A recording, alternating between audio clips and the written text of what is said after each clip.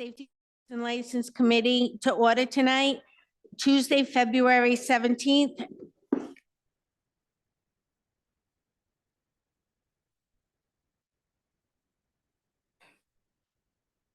Clerk, could you please? Councilwoman Graziano? Present. Councilman Ritz? Councilman Trafficante? Councilwoman Bazari? Present. Councilman Andujar? Council Vice President Haroyan? Present. Council President Wall? Here.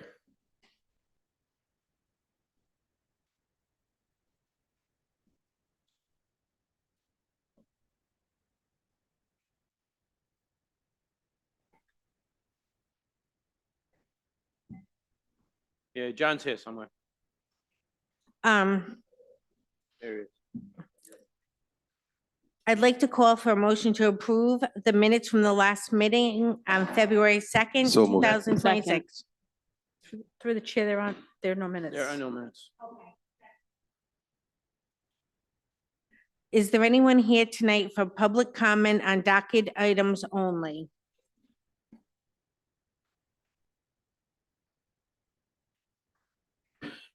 There is no public comment online. I'd like to close public comment now. Under public hearings, we don't have anything. Under show cause tonight, we don't have any. Committee business matters carried. Tonight's going to be the Class BV liquor license transfer. Is there anyone here from Ginger Asian Bistro at 736 Park Avenue that would like to come up and speak to us?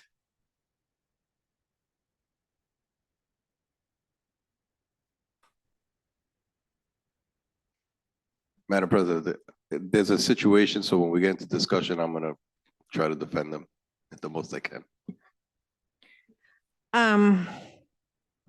Okay, nobody's coming forward. I would just like to say, I agreed to call a special safety services meeting because the owners were here and stated they needed this to have the sale of the business. The conditions of me holding a special safety service meeting was all paperwork to be submitted.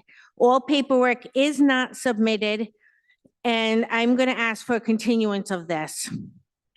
Motion to continue. Second. Any discussion? Councilman Andahauer.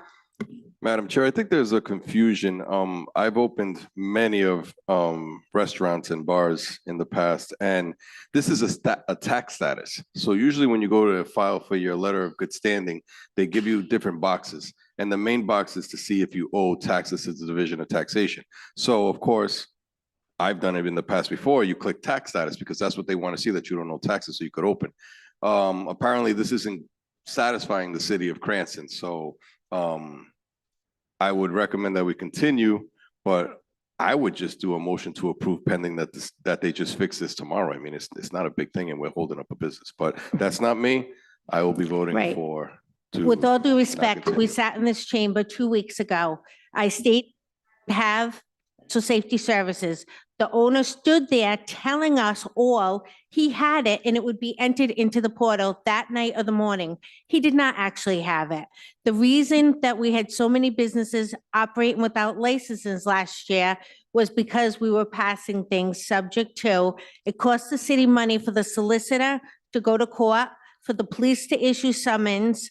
So I've been asked going forward, we're going to not do that. So I'm asking for a motion to continue. I've already made that motion. Through the chair, Councilman Andahauer, second time? Yes, Madam Chair. I would just like to ask the clerk if this is what was uploaded or nothing was uploaded. And then the second part of the question, you know that there's a language barrier here. So I just want to make that on the record that there is a language barrier and that we have probably nobody that can speak their language to make it clear. So just want to put that on the record. I don't know how you would have paperwork I would not as chairwoman or so She would know it because this is what would have probably been uploaded that day when he said he was going to upload it. through the chair. So I think the confusion is, we do have, what's uploaded on the portal is what Councilman Andujar has, which is a tax status for the transferee. What we require is a tax certificate of good standing from the transferor. which is Ginza.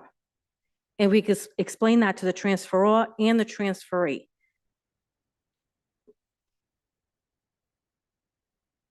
So that tax status letter that you have, that is uploaded on the portal, is for the transferee. What we need is a certificate of good standing from the transferor showing that they owe no taxes, which is Ginza. So Matt, through the chair, if I can, well, I'll let the president.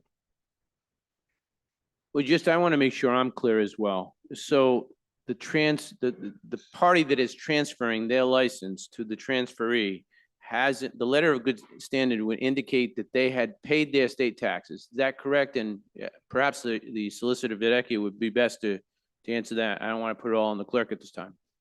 Well, assuming that's the issue with the letter of good standing, if it's taxes owed, you're correct. The letter of good standing would simply mean that they don't owe any state taxes. You're talking about the transferor Yes. and the transferee, so we're getting a little confused. On a transfer of a license, okay, the mechanism is exactly the same as for issuance of a new license. So the transferee is the person who's obtaining the license. I'm not certain where the requirement for the transferor to produce a letter of good standing comes from. I don't know if that's just something we've been doing. I'm not positive I see that in the law, So, because the transferee basically is the equivalent of a new license applicant, okay. and they're required to show that. So just so I'm clear, we don't require anything from the transferor. However, we do require something from the transferee, which I believe it is a document that these individuals have presented to Councilman Andahar. Would Yeah, that be that- correct? And I don't know if you've seen it, maybe. I haven't seen it. I don't know what it Maybe the is. solicitor could take a look at it.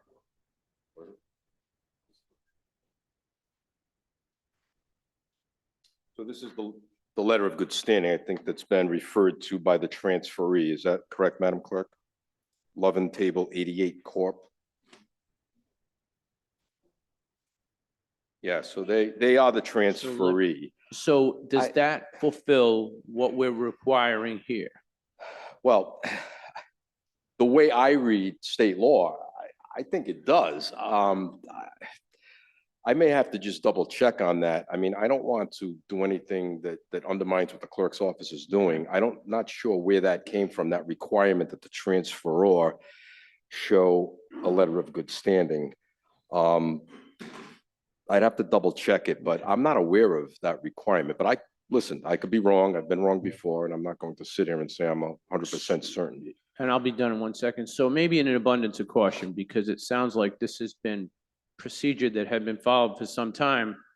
We do continue it, but perhaps we get an answer in the intervening period that we actually have something firm. If we're going with state law, if we have anything that conflicts with it in our own ordinances.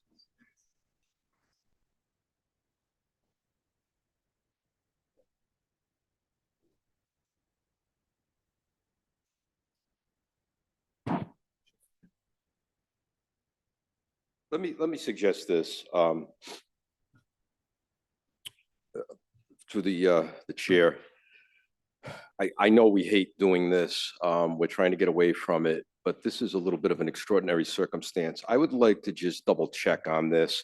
So rather than hold them up again, perhaps we could take up Councilman Andahar's suggestion and approve this subject to the transfer. Okay, if you don't want to do it, that's fine. I just need a little time to check on it. I'm just not positive that the transferor needs to show that, but it could be a regulation. I don't see it in the state law. It could be a reg that DVR has.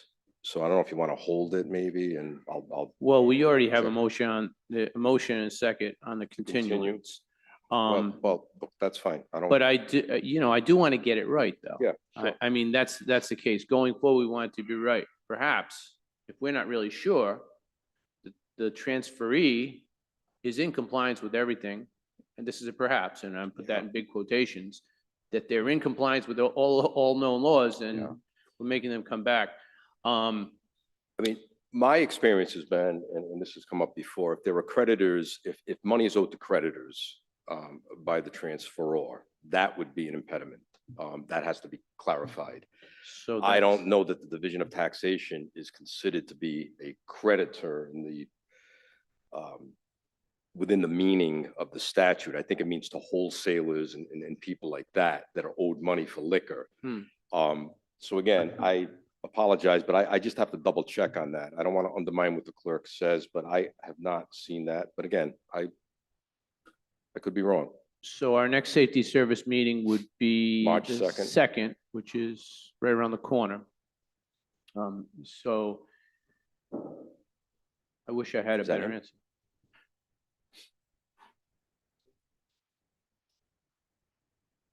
Councilman Bonanno? I just, through the chair, have a question for Attorney Verdecchio. How long would it take for you to look that up and figure it out? Not long, maybe. Can we take a recess? Sure.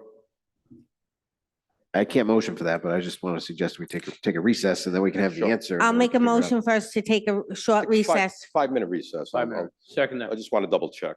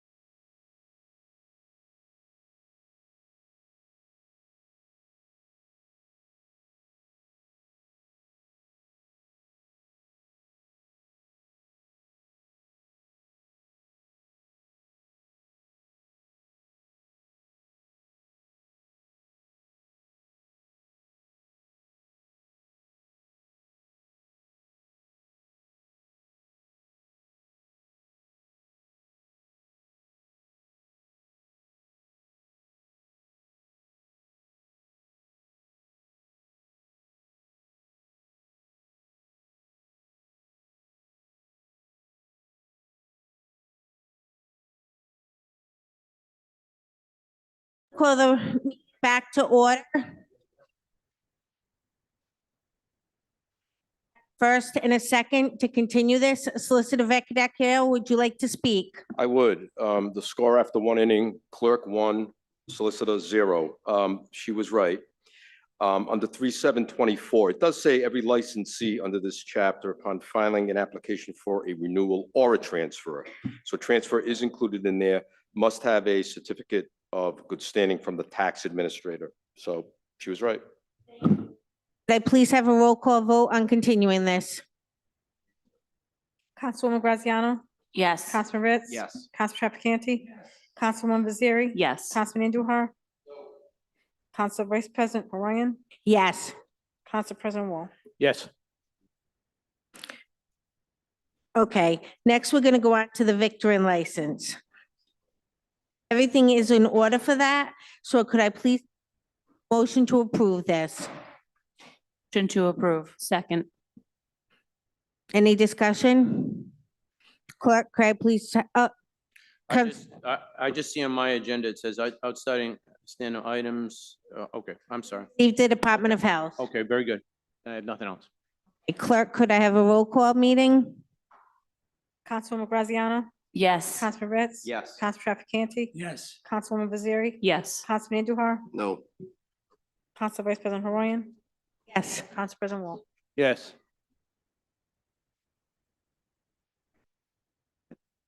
All right, I'm gonna call this meeting to adjournment. All Motion those in- to adjourn. Second. All in favor? All in favor, say aye. All Aye. those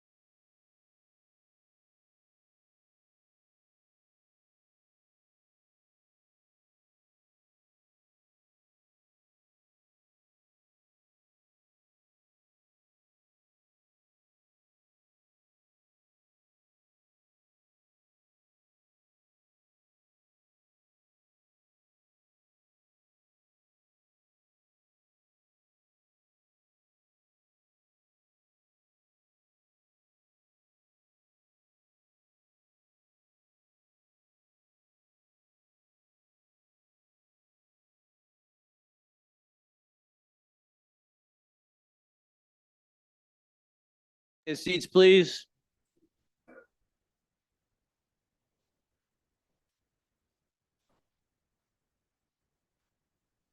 Good evening and welcome to the February 17, 2026 regular city council meeting. I'd like to call this meeting to order and I ask the clerk, please call the roll. Councilwoman Graziano, Present. Councilman Andujar, Present. Councilman Ritz. Present. Councilman Trafficante, Present. Councilwoman Vaziri, Present. Councilman Campiano, Councilman Banano, Present. Council Vice President Haroyan, Present. Council President Wall. Here, thank you. At this time, I ask everyone to please stand for the Pledge of Allegiance.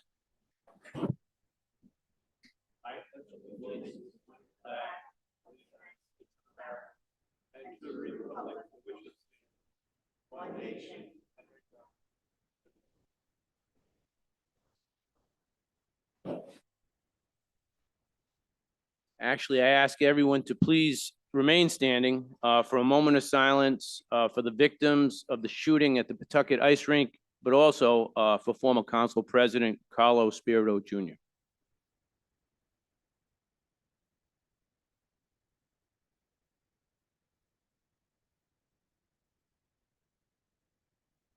Thank you.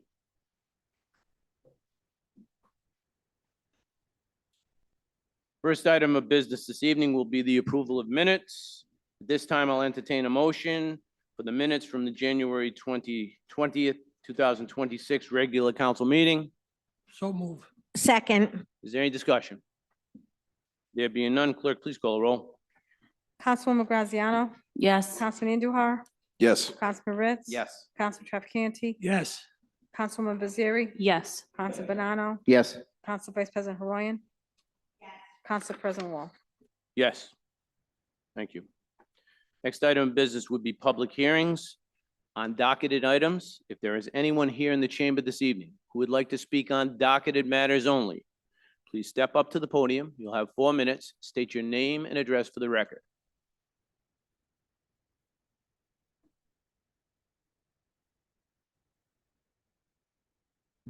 Hello, hello. Is this on?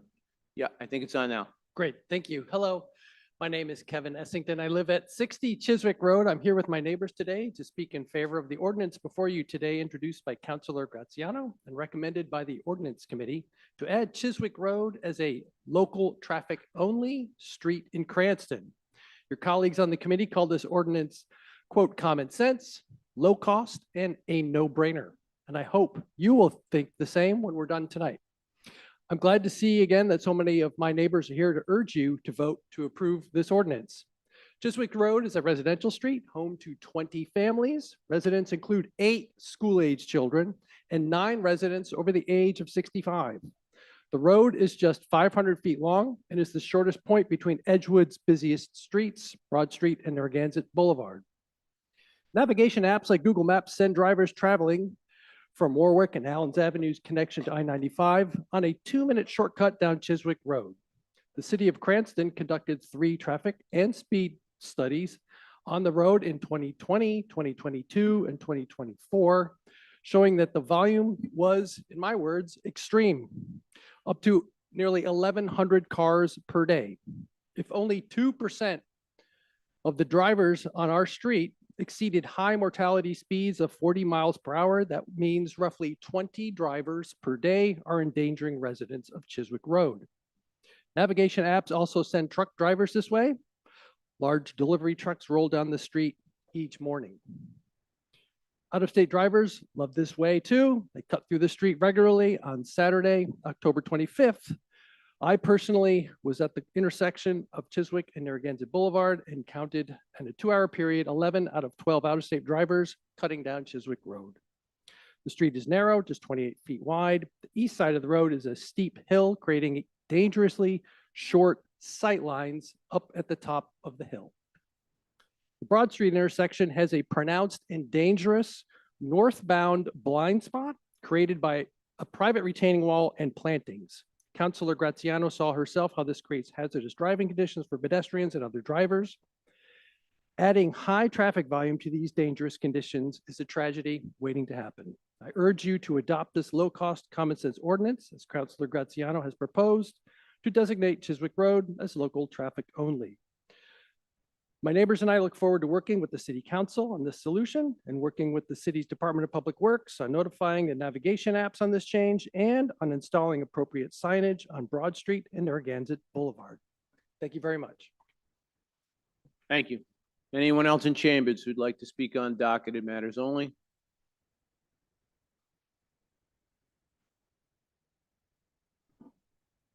Good evening, Council President, members of the council. Nick Lima, the Registrar Director of Elections for the Cranston Canvassing Authority. In committee, in the Ordinance Committee, you heard a resolution a couple weeks ago regarding moving the statewide primary from Tuesday to Wednesday. That's to alleviate some significant added costs for the cities and towns, as well as to alleviate some concerns about when early voting ends and other problems in terms of logistics and polling place setups with the Labor Day holiday. I didn't know at the time that the bill was moving in the General Assembly. It has actually passed the full House of Representatives, and I'm told that the Senate will consider it in committee and then possibly for passage when they resume from their break after this week. So it's possible that that may pass in the weeks ahead. However, it is on your docket this evening. If there are any questions on that, I'm going to be here to answer at the appropriate time. I also want to thank the Council President as well as the Minority Leader, Campopiano, for introducing that bipartisan resolution at the request of our office, because it's going to be important to conduct a smooth primary for our voters this September. Thank you. Is there anyone else in chambers who'd like to speak on docketed matters only? Seeing none. Tom, is anyone online who'd like to speak on docketed matters? Adam Crawley. Mr. Crowley? Yes, thank you. I spoke at the Ordinance Committee meeting a few weeks ago in support of the ordinance before the council on Chiswick Road. I'm signing in here tonight. I'm sorry I can't be there in person, but again, want to speak on behalf of my neighbors and in support of everything that Kevin shared before you. As the father of the youngest child and the oldest and deafest dog on the street, we've seen how dangerous the road can be. Upon purchasing our house a couple of years ago, the first thing I did was build a rolling gate for our porch to keep our toddler and our dog off the street, off the sidewalk, because it was clear how dangerous it was with the high traffic volumes. Within the first 2 weeks of moving to Chiswick Road, as I took a left onto Chiswick from Broad, additional cars were backed up behind me looking to make a similar turn. And as I slowed down to take a left into my driveway, 2 houses down the street, other cars, assuming that I was using it as a cut through, were speeding up and tailgating me. And as I slowed down to take a left into my driveway, one of them sped up and passed me on the left, and I nearly crashed into them. So that was my introduction to the speeding problem on Chiswick Road. Thankfully, we've got a really great group of neighbors here who have put time and effort into making some change happen. So I'd urge the council to address this issue with what seems like some very practical and common sense solutions. Thank you. Thank you. Tom, is there anyone else? There's no other public comment online. Okay, so at this time, I'm going to close public comment. We're going to move on to resolutions. I know there are a lot of people here for Athletic Director Trafficante. If there are no objections, I'm going to take the rest of the agenda out of order. Seeing none, I'm going to move on to resolution honoring Michael C. Trafficante on his retirement from the Cranston School Department. This was sponsored by Mayor Hopkins, Councilwoman Mazzeri, Councilman Campopiano, Councilman Bonanno, Councilwoman Graziano, Councilman Andujar, Councilman Ritz, Councilman Trafficante, Council Vice President Horoyan, and myself, Council President Wall. I would ask if the mayor would like to step up first and deliver a few remarks.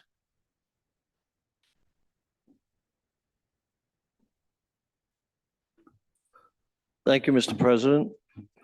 First off, I'd like to recognize former First Lady Ann Trafficante in the audience. Welcome back to our council chambers. Good evening, everyone. Tonight, we gather to honor a man whose impact in Cranston on our Cranston athletics is impossible to measure, but deeply felt in every field, every gym, and every young athlete who has grown under his leadership.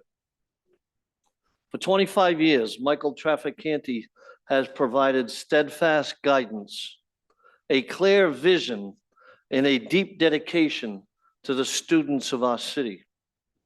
His work has shaped, strengthened, and elevated the athletic experience for generations.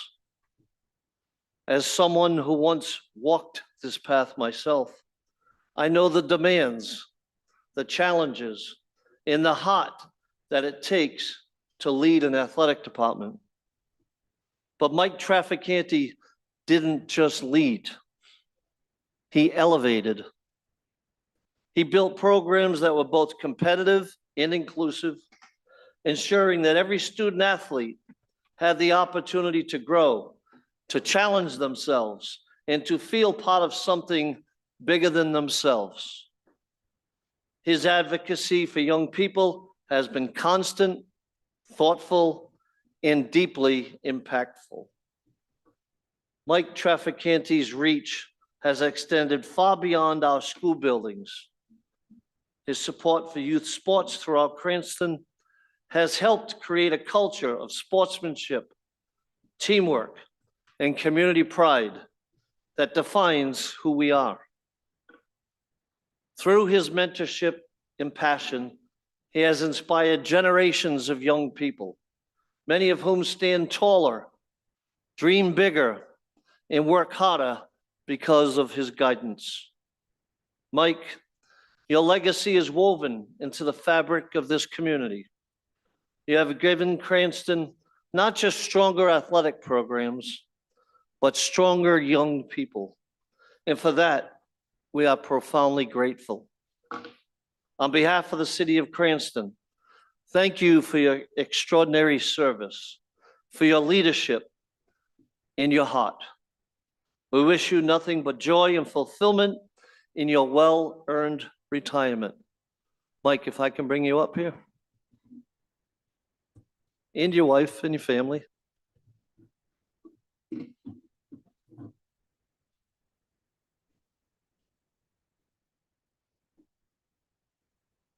Come on up.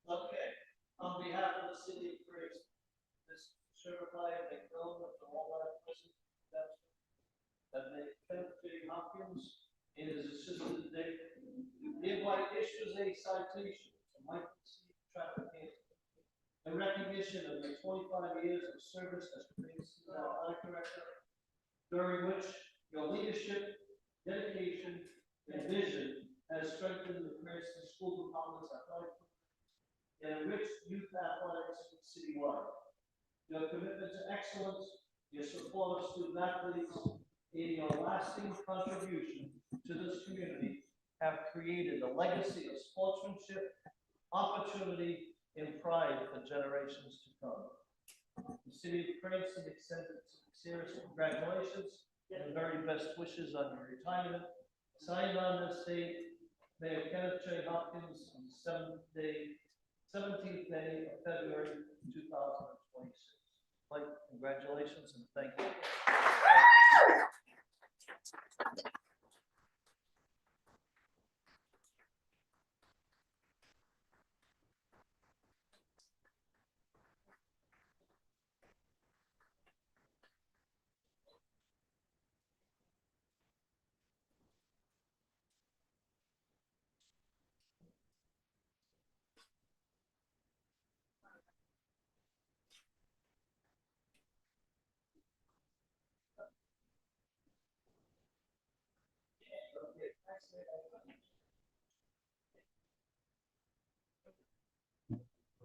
No, we haven't done ours. Also, I'm going to bring Councilman Trafficani up to say a few words.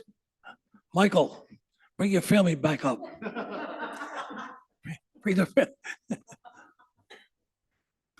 Oh, while he's bringing the family back up, I just want to make a few general comments. The poet Robert Browning wrote some rather profound words which are apropos this evening. The poet wrote that people are never honored for what they gain or receive in life. People are honored for what they give of themselves to life and to their fellow man. If we were to examine the 20-year career, 20-plus year career of Mike Trafficani as the athletic director, and especially as a youth coach, we find a testimony to the art of giving, the art of caring, and most important, the art of developing our most precious resource, that's the youth of our city. He has certainly emulated the words of Robert Browning. And for those reasons, we are honoring him tonight, not only by the mayor, but the entire city council. Congratulations, Mike.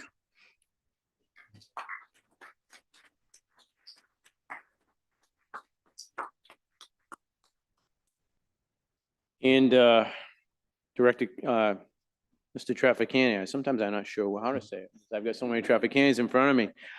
The resolution that the city council is presenting you this evening in honor of your years of service and your dedication to athletics and to the students and the youth of Cranston reads as follows. It won't be as inspiring, but there's a lot of heart in there. The resolutions are written in a certain way.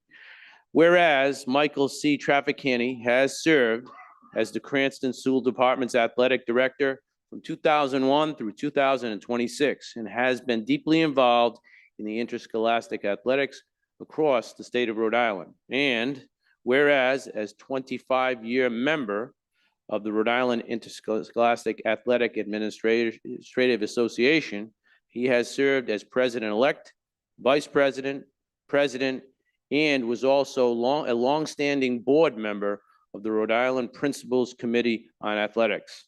And whereas as a 25-year member of the Rhode Island Multiple Sports Committee, which includes football, boys soccer, boys and girls swimming, girls basketball, baseball, softball, and his contribution and leadership have been recognized with numerous honors and recognitions, which include 2005, 2018 Athletic Director of the Year, 2010 Rhode Island Award of Merit, 2015 inducted into the Rhode Island Football Coaches Hall of Fame, 2018 National Federation of High Schools Coach of the Year Award, 2023 Sister Charlene Tedeschi Community Service Award, 2023 inducted into the Providence Gridiron Club Hall of Fame, 2014 to the present served as the president of the Rhode Island Interscholastic Injury Fund.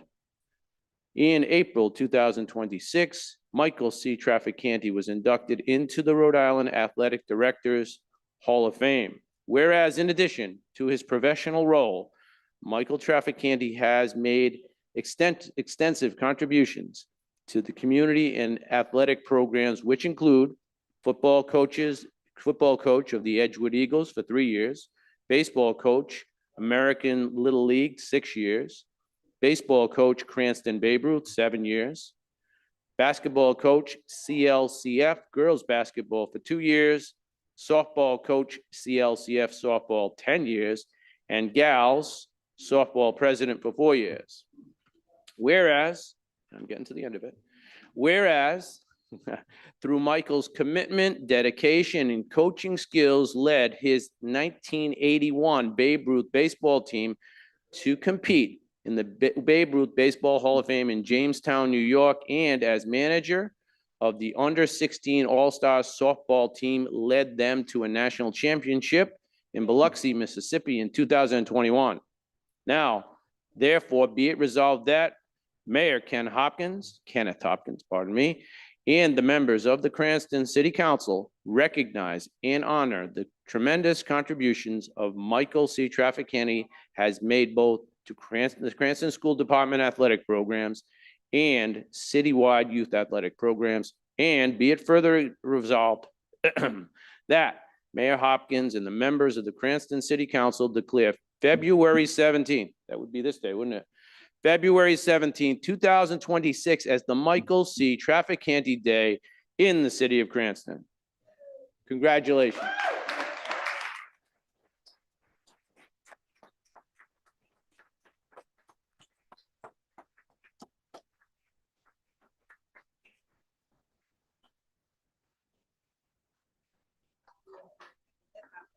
Not long.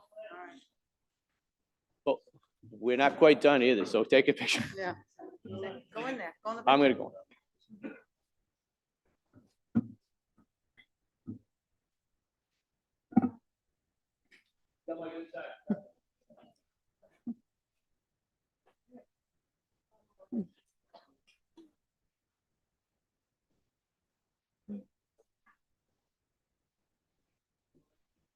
Come on, Anne Marie.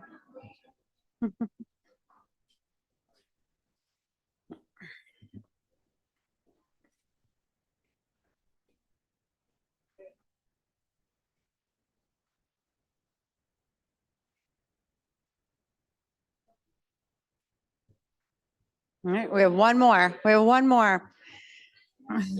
Sure, go ahead. You wanna just- We do have one more brief presentation from Director Renzulli. The floor is yours.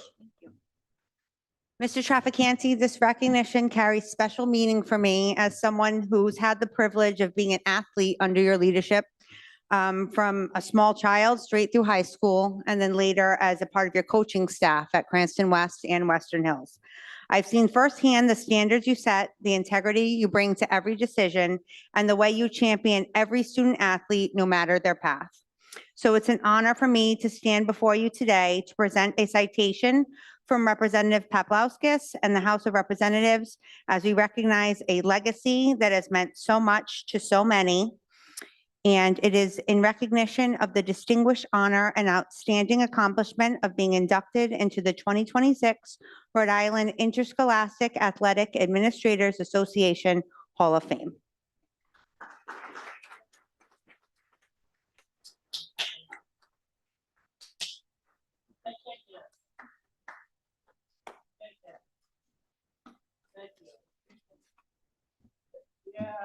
I think it is. We just have to vote on the resolution. Are there any members of the council who would like to make any remarks this evening? I see, I'll go around. I see Councilwoman Bezeri. So first, I would like to say, Traff, thank you for everything that you've given to the Cranston Athletics. I was lucky enough to work for you for many seasons, and what always stood out to me was how you always cared for the kids and the coaches. You led with integrity, heart, and your impact will be felt for years to come. These are some very, very big shoes to fill. And on behalf of all the coaches and hundreds, if not thousands of athletes you've influenced, thank you and best of luck in your next chapter. Thank you, Councilwoman. Any other members of the council would like to make a comment this evening? I'm looking, I see hand, I see Councilman Ritz. I guess Mike, that's why they put you up there. Yeah, stand up tall.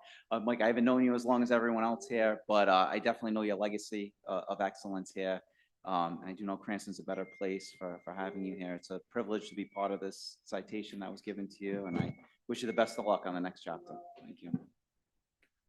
Council Vice President Haroyan. I would also like to say thank you.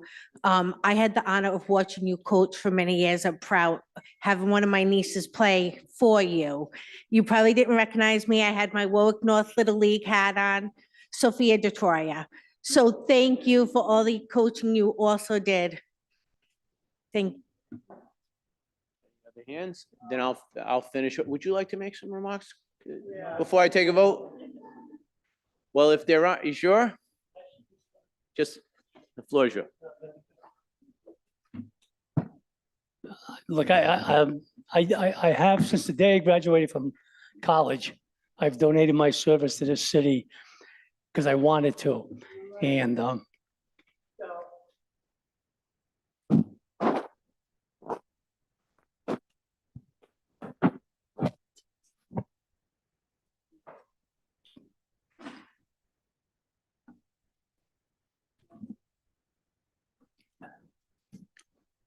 the amount of time I put in, I enjoyed every minute of it. and would do it all over again if I wasn't 74. But what I put into the city pales into comparison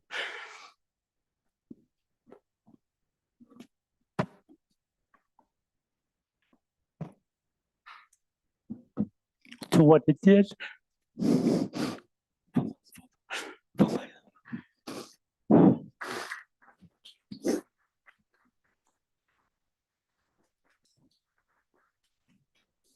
For what it did for myself, my wife, and my family, because we got us through some very, very difficult times. So I'm honored, I'm humbled, and I want to say thank you to everybody. It got us through some very, very difficult times. And I love every minute of it. I'm sorry. Thank you. Now, my needle.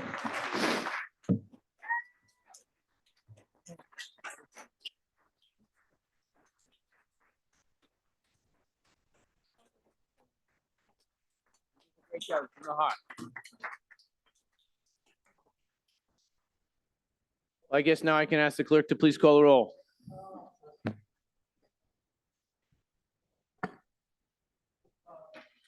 So I'll make a motion to approve that first, Mr. Second. President. Second. I still got a motion and second. I think we had all the discussion already. Thank you. Councilwoman Graziano, Yes. Councilman Andujar. Yes. Councilman Ritz, Yes. Councilman Trafficante, Councilwoman Vaziri, Yes. Council Banano. Yes. Council Vice President Royan, Yes. Council President Wall.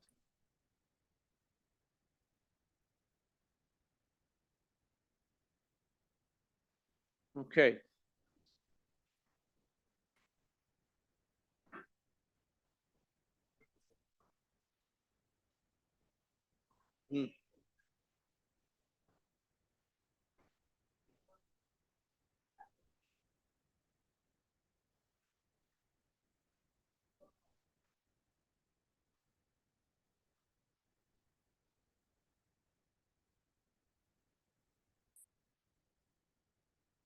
All right, next, we're going to move on to a resolution requesting the administration and the city council celebrate Black History Month in Cranston throughout the month of February.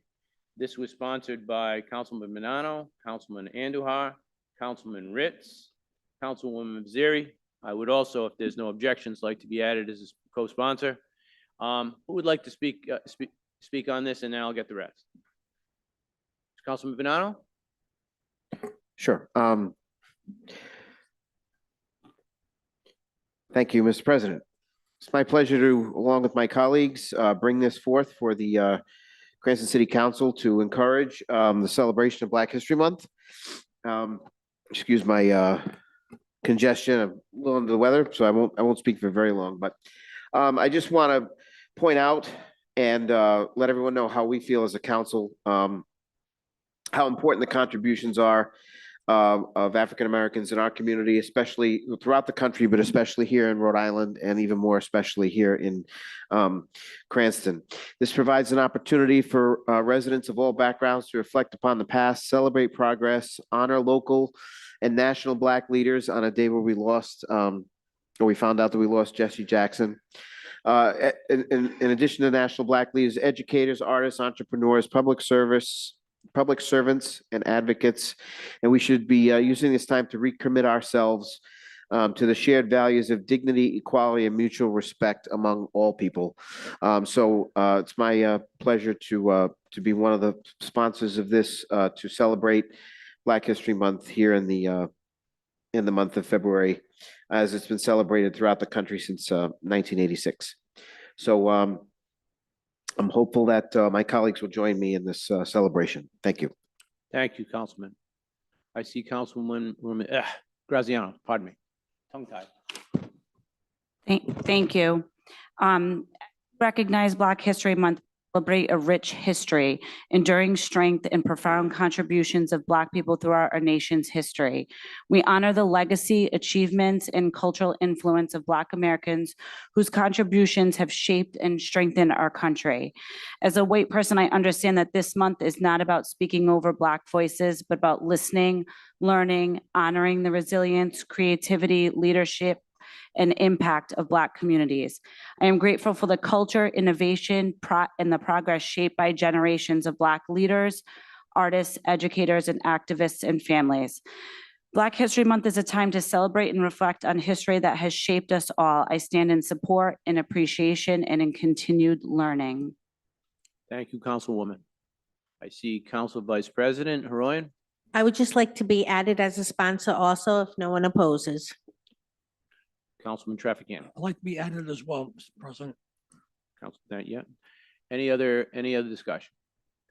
If I could, before we take a vote, as an educator with 30+ years now, I've always taken time out during this month to especially focus on the contributions in American history of Black Americans. I think it's a great practice. I think it's a very important part of our history and our nation, and I certainly am in support of this resolution. I ask the clerk, please call the roll. Councilman Graziano? Yes. Councilman Andujar? Yes. Councilman Ritz? Yes. Councilman Trafficante? Yes. Councilwoman Baziri? Yes. Councilman Bonanno? Yes. Council Vice President Haroyan? Yes. Council President Wall? Yes, thank you. All right, next on the agenda is a resolution commemorating the 182nd anniversary of the Dominican Republic independence on February 27, 2026. This was sponsored by Councilman Bonanno and Councilman Andujar. I also asked to be added as a co-sponsor. Who would like to speak on this? Would it be Councilman sponsor. Bonanno? So just for full disclosure, Councilman Andujar and I talked about this, and I said, I'm going to put you first since you're a Dominican American. And he threw a curveball at me and asked the clerk to put me first and asked the clerk to have me speak on it. So thank you, friend. I will remember that. In the same vein of the Black History Month resolution and other resolutions that we put forth in the past for Italian American History Month, for Breast Cancer Awareness Month, and for all the months that I feel people have earned and all the months that people deserve. This one is in the same vein. On February 27th, 1844, the people of the Dominican Republic secured their independence from Spanish rule, and they established a sovereign nation rooted in freedom, resilience, democratic ideals, and cultural pride. I don't know of anything else that's better to celebrate besides freedom, resilience, democratic ideals, and cultural pride. We have a robust Dominican American population in our country, in our state, approximately 60,700. And in Cranston, we have approximately 5,300 Dominican residents, many of which now live in the area in which I grew up, on Ward 3, which Councilman Andujar represents, and I represent as a citywide member. So I think, again, it gives us an opportunity to shine some light on what makes America great, being a melting pot of different cultures that come together and coexist peacefully. And I think that this resolution puts that ideal forth, and I urge passage. Thank you, Councilman. Councilman Andujar? Thank you, Mr. President. I want to thank Councilman Bonanno for taking the baton this year and putting the resolution up forward. I really want to thank him for his leadership. I also want to thank Councilwoman Haroyan for inspiring us to do this, because she always does the Armenian Day. So just want to thank you for that. And with that said, Mr. President, the floor is yours. Thank you. I shouldn't have forgotten Armenian as well in my comments, so I apologize. I apologize. Apology is accepted, I assume. I'm going to go to Councilwoman Graziano.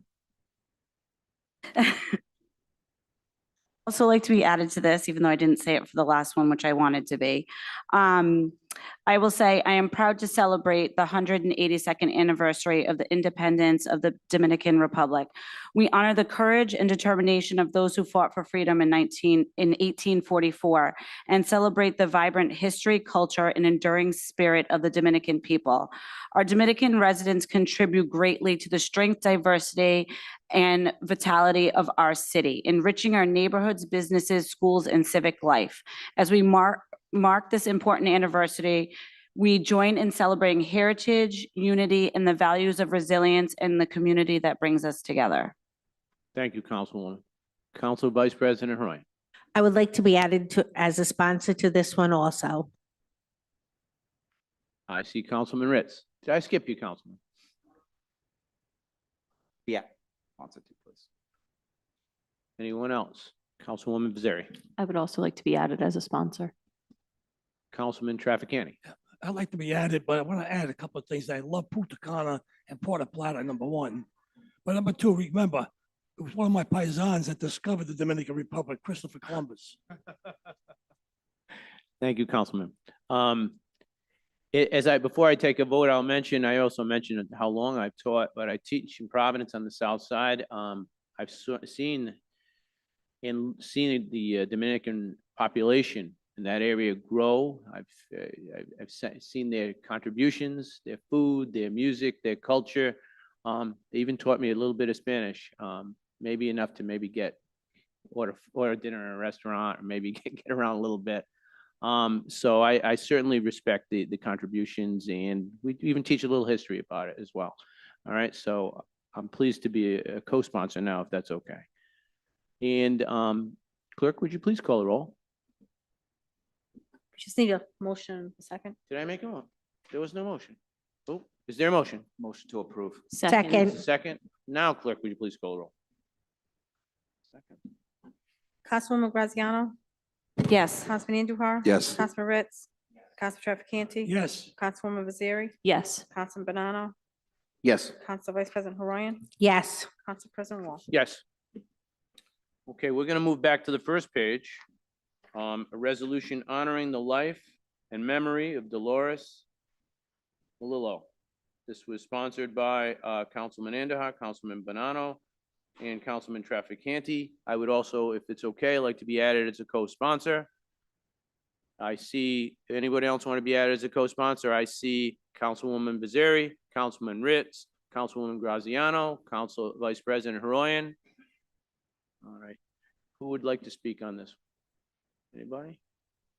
Councilman Andujar. Thank you, Mr. President. My condolences to the Melillo family, but my deepest condolences to someone that I came to admire in Cranston. That's our citywide school board member, Anthony Melillo. So my deepest condolences. Thank you, Mayor, Councilman Trafficante, for co-sponsoring this, and I would like to pass the microphone over to Councilman Banano so he could read the resolution into the record.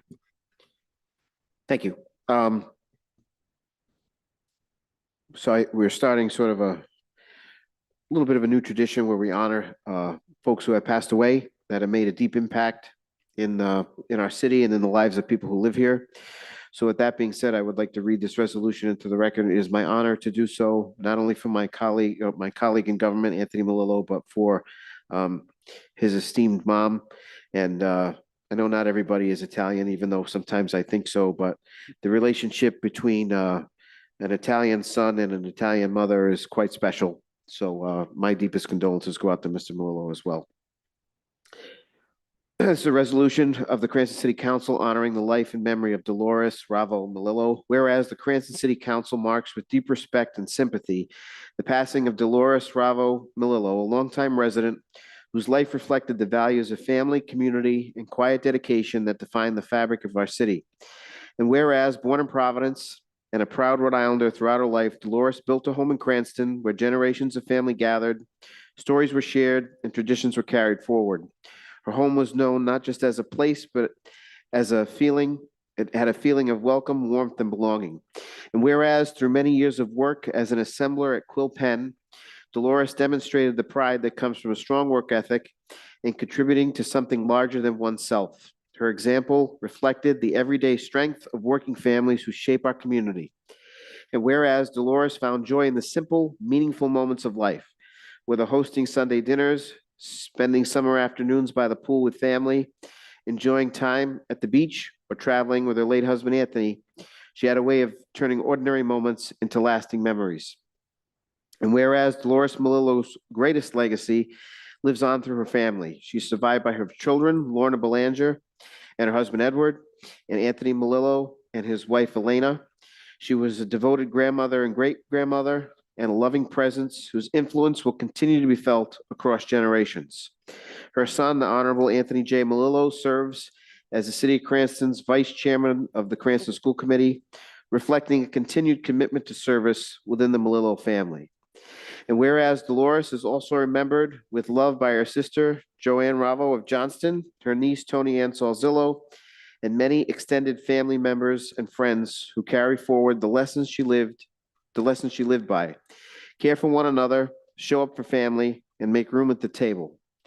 Now, therefore, be it resolved that the Honorable Cranston City Council hereby honors the life and memory of Dolores Ravo Melillo and extends its heartfelt condolences to the Melillo family during this time of loss.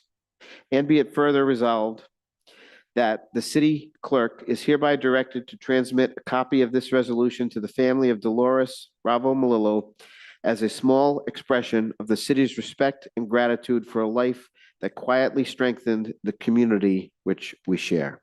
Thank you. Mr. Chairman, motion to approve. Motion, is there a second? Second. Is there any further discussion? Let me just add, I want it to be added as a co-sponsor because I think it's important. Over a short time, I became, I believe, an acquaintance, an opponent. Anthony, we ran against each other, but I think we've come to cultivate a friendship, a good friendship and a working friendship. So much like my colleague, Councilman Bonanno, my condolences and a reason for supporting this. As you rightfully mentioned, this is not something we had done in the past, and I think it is a good idea to recognize some of the people in the city, especially, who served us in some of the, tragedies that happened in their lives. Councilwoman Hawaii. I'd like to be added as co-sponsor also. I had the honor of serving with Anthony on school committee. We didn't always see eye to eye, but one thing we have grown and we have both respected each other and built a friendship. So I am sorry for his and his family's loss. Would anyone else like to be a co-sponsor? I see Councilwoman Graziano, Councilman Ritz, Councilwoman Sari. Anyone else? Okay, I think we got all this. Any other comments before I take a vote? Councilman Ritz.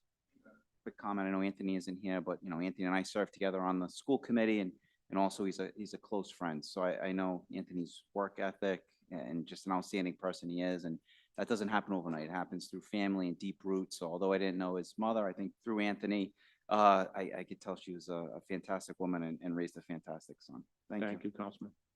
Anyone else? Seeing none, clerk, please call the roll.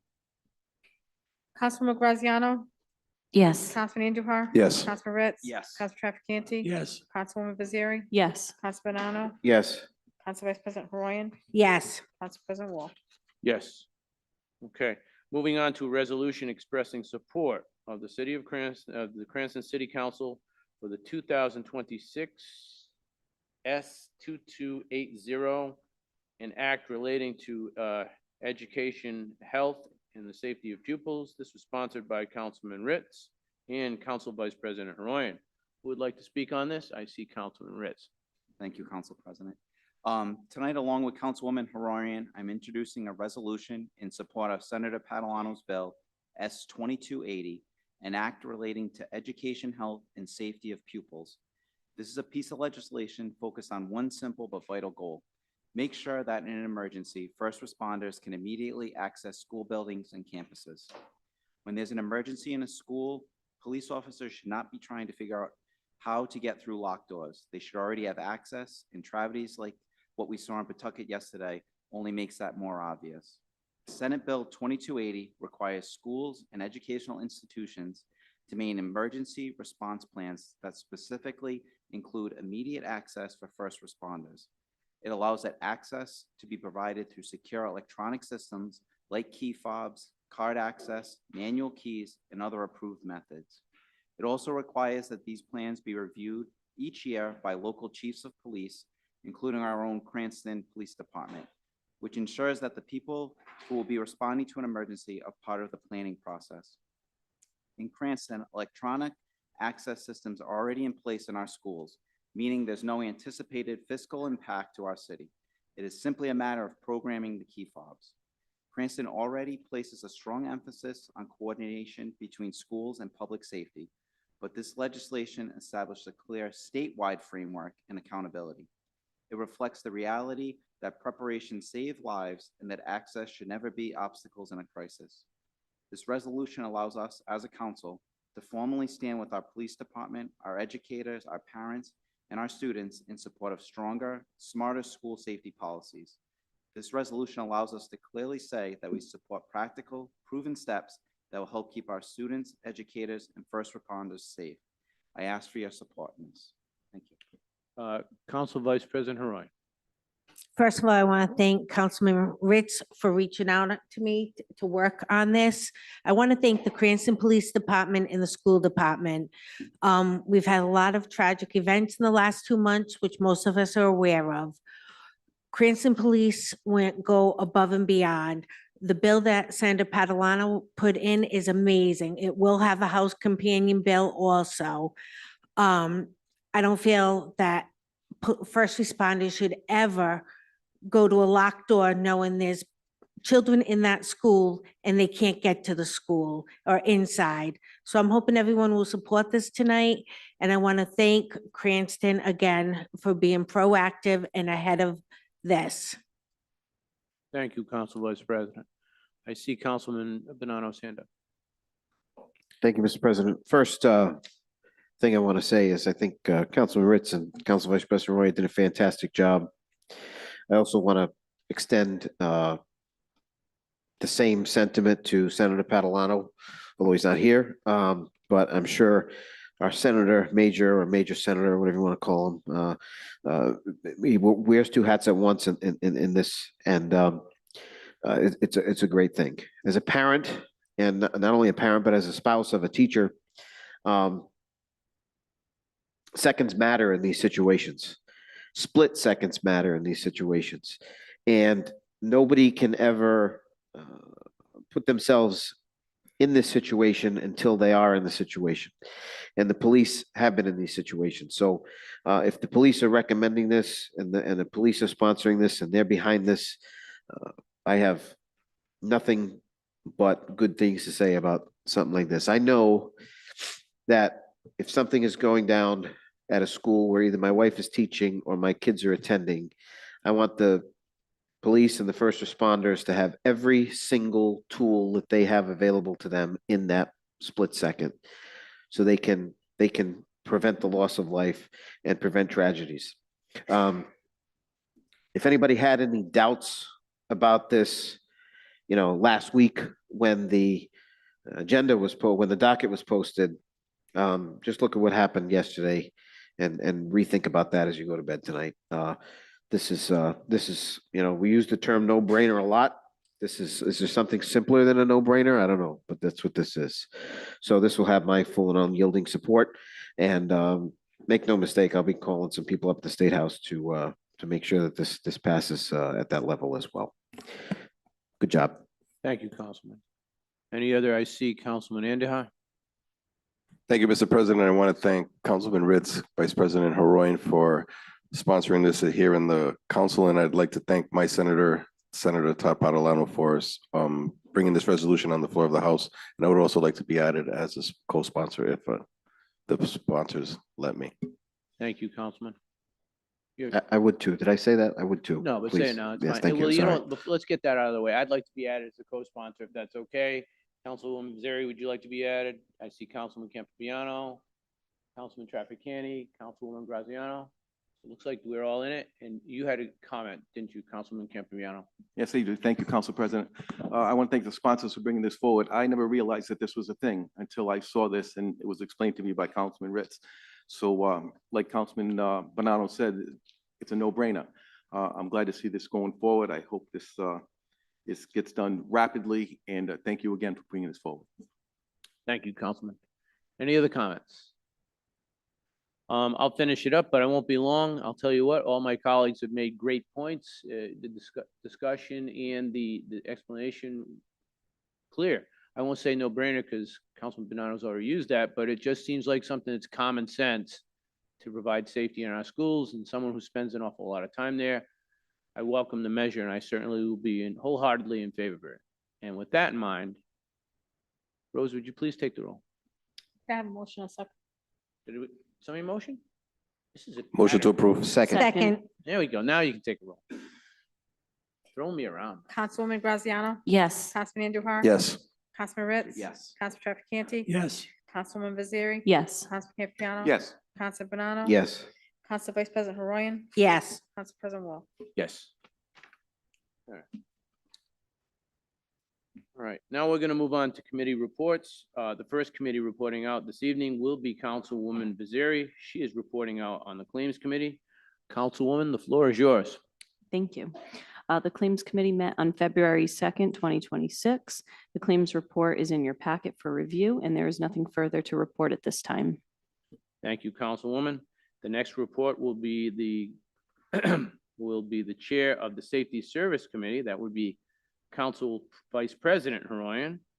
Council Vice President, the floor is yours. Thank you. We had a Safety Service and Licenses Committee held on February 2nd, and there was no actions. Thank you, Council Vice President. Moving right along to the Chair of the Finance Committee, Councilman Andahar will be reporting out. Councilman Andahar, the floor is yours. Thank you, Mr. President. I'd just like to say that the Finance Committee did meet on February 2nd.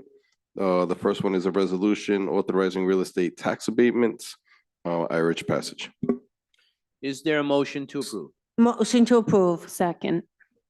Any discussion? There being none, clerk, please call the roll. Councilwoman Graziano? Yes. Councilman Andujar? Yes. Councilman Ritz? Yes. Councilman Trafficante? Yes.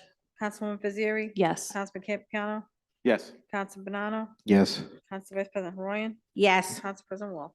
Yes. Thank you. Next, we had a resolution authorizing tangible tax abatements that are in your packet. I urge passage. Is Motion there a to approve. to approve? Second. Any discussion? There being none, clerk, please call the roll. Councilwoman Graziano? Yes. Councilman Andujar? Yes. Councilman Ritz? Yes. Council Trafficante? Yes. Councilwoman Vaziri? Yes. Councilman Campiano? Yes. Council Bonanno? Yes. Council Vice President Haroyan? Yes. Council President Wall? Yes. Thank you. Next up, we have consideration of tax interest waiver approvals. I urge passage. Motion to approve. Second. Any discussion? There being none, clerk, please call the roll. Councilwoman Graziano? Yes. Councilman Andujar? Yes. Councilman Ritz? Yes. Council Trafficante? Yes. Councilwoman Vaziri? Yes. Councilman Campiano? Yes. Council Bonanno? Yes. Council Vice President Haroyan? Yes. Council President Wall? Yes. Next up, we have consideration of tax interest waiver denials. I urge passage to deny.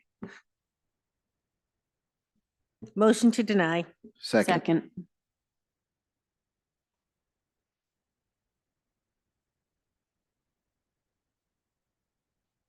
Hold on one second.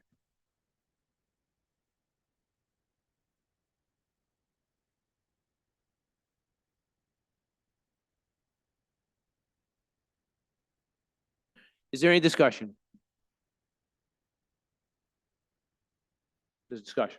Can we just Council- clarify? Are we denying, is this a double negative? Are we denying the denial? He made a motion to deny. She made a second. I just had a question because I'll tell you, I can tell you what my question is because I looked at my agenda. I didn't see denials. So I asked because but my agenda at home didn't have, yes, so something was odd because usually there's an attachment. I didn't see it. So I asked. That was the only thing I had. But the motion was done and Just it to was properly. It was a motion to deny. It was a second. Motion to approve the denials. Why? Isn't it supposed to be? So that You need a motion to approve the denial. That's the proper. motion approved. What's before you is the denial. So you need to approve the denial. Good job. So do you want to restate your motion? I'll, Yeah. who made the motion? Andy, I, Oh,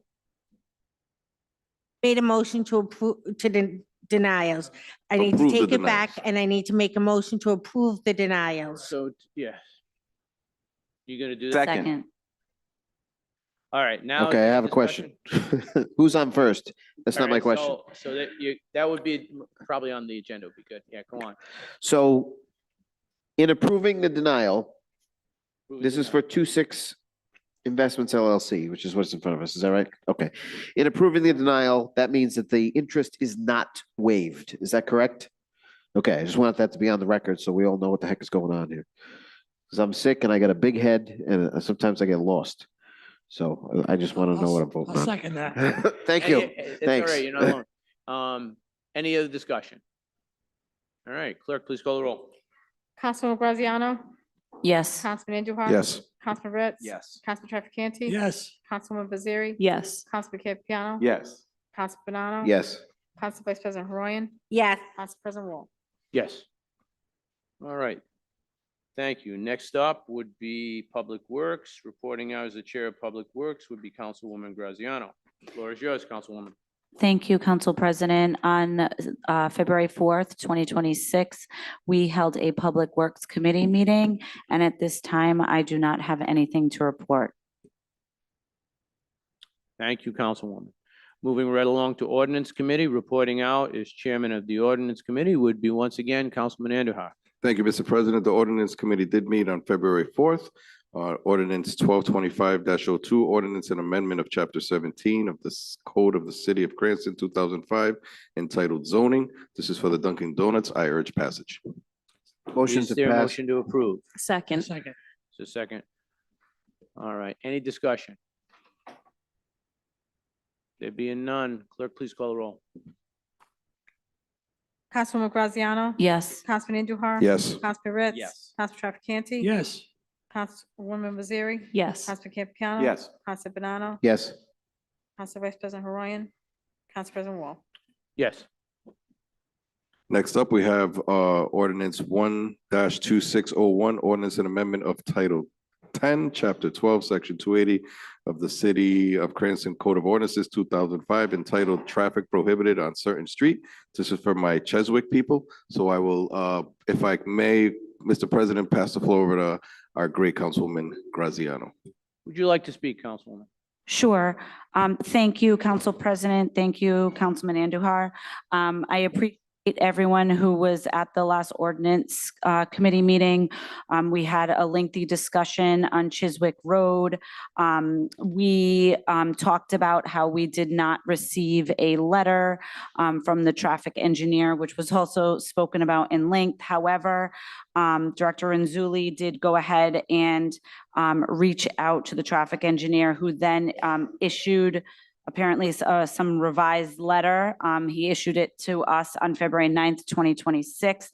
It was originally dated 12/20/23. That's prior to me. I've never seen this letter before. But in the letter, he did note that he agreed with the proposal to do traffic prohibited on certain streets with local access only. He went into greater detail. I'm not going to get into that, but he thought it would be the best resolution at this time, other than physical things like speed bumps, one-way traffic, or flashing signs that might annoy people's homes.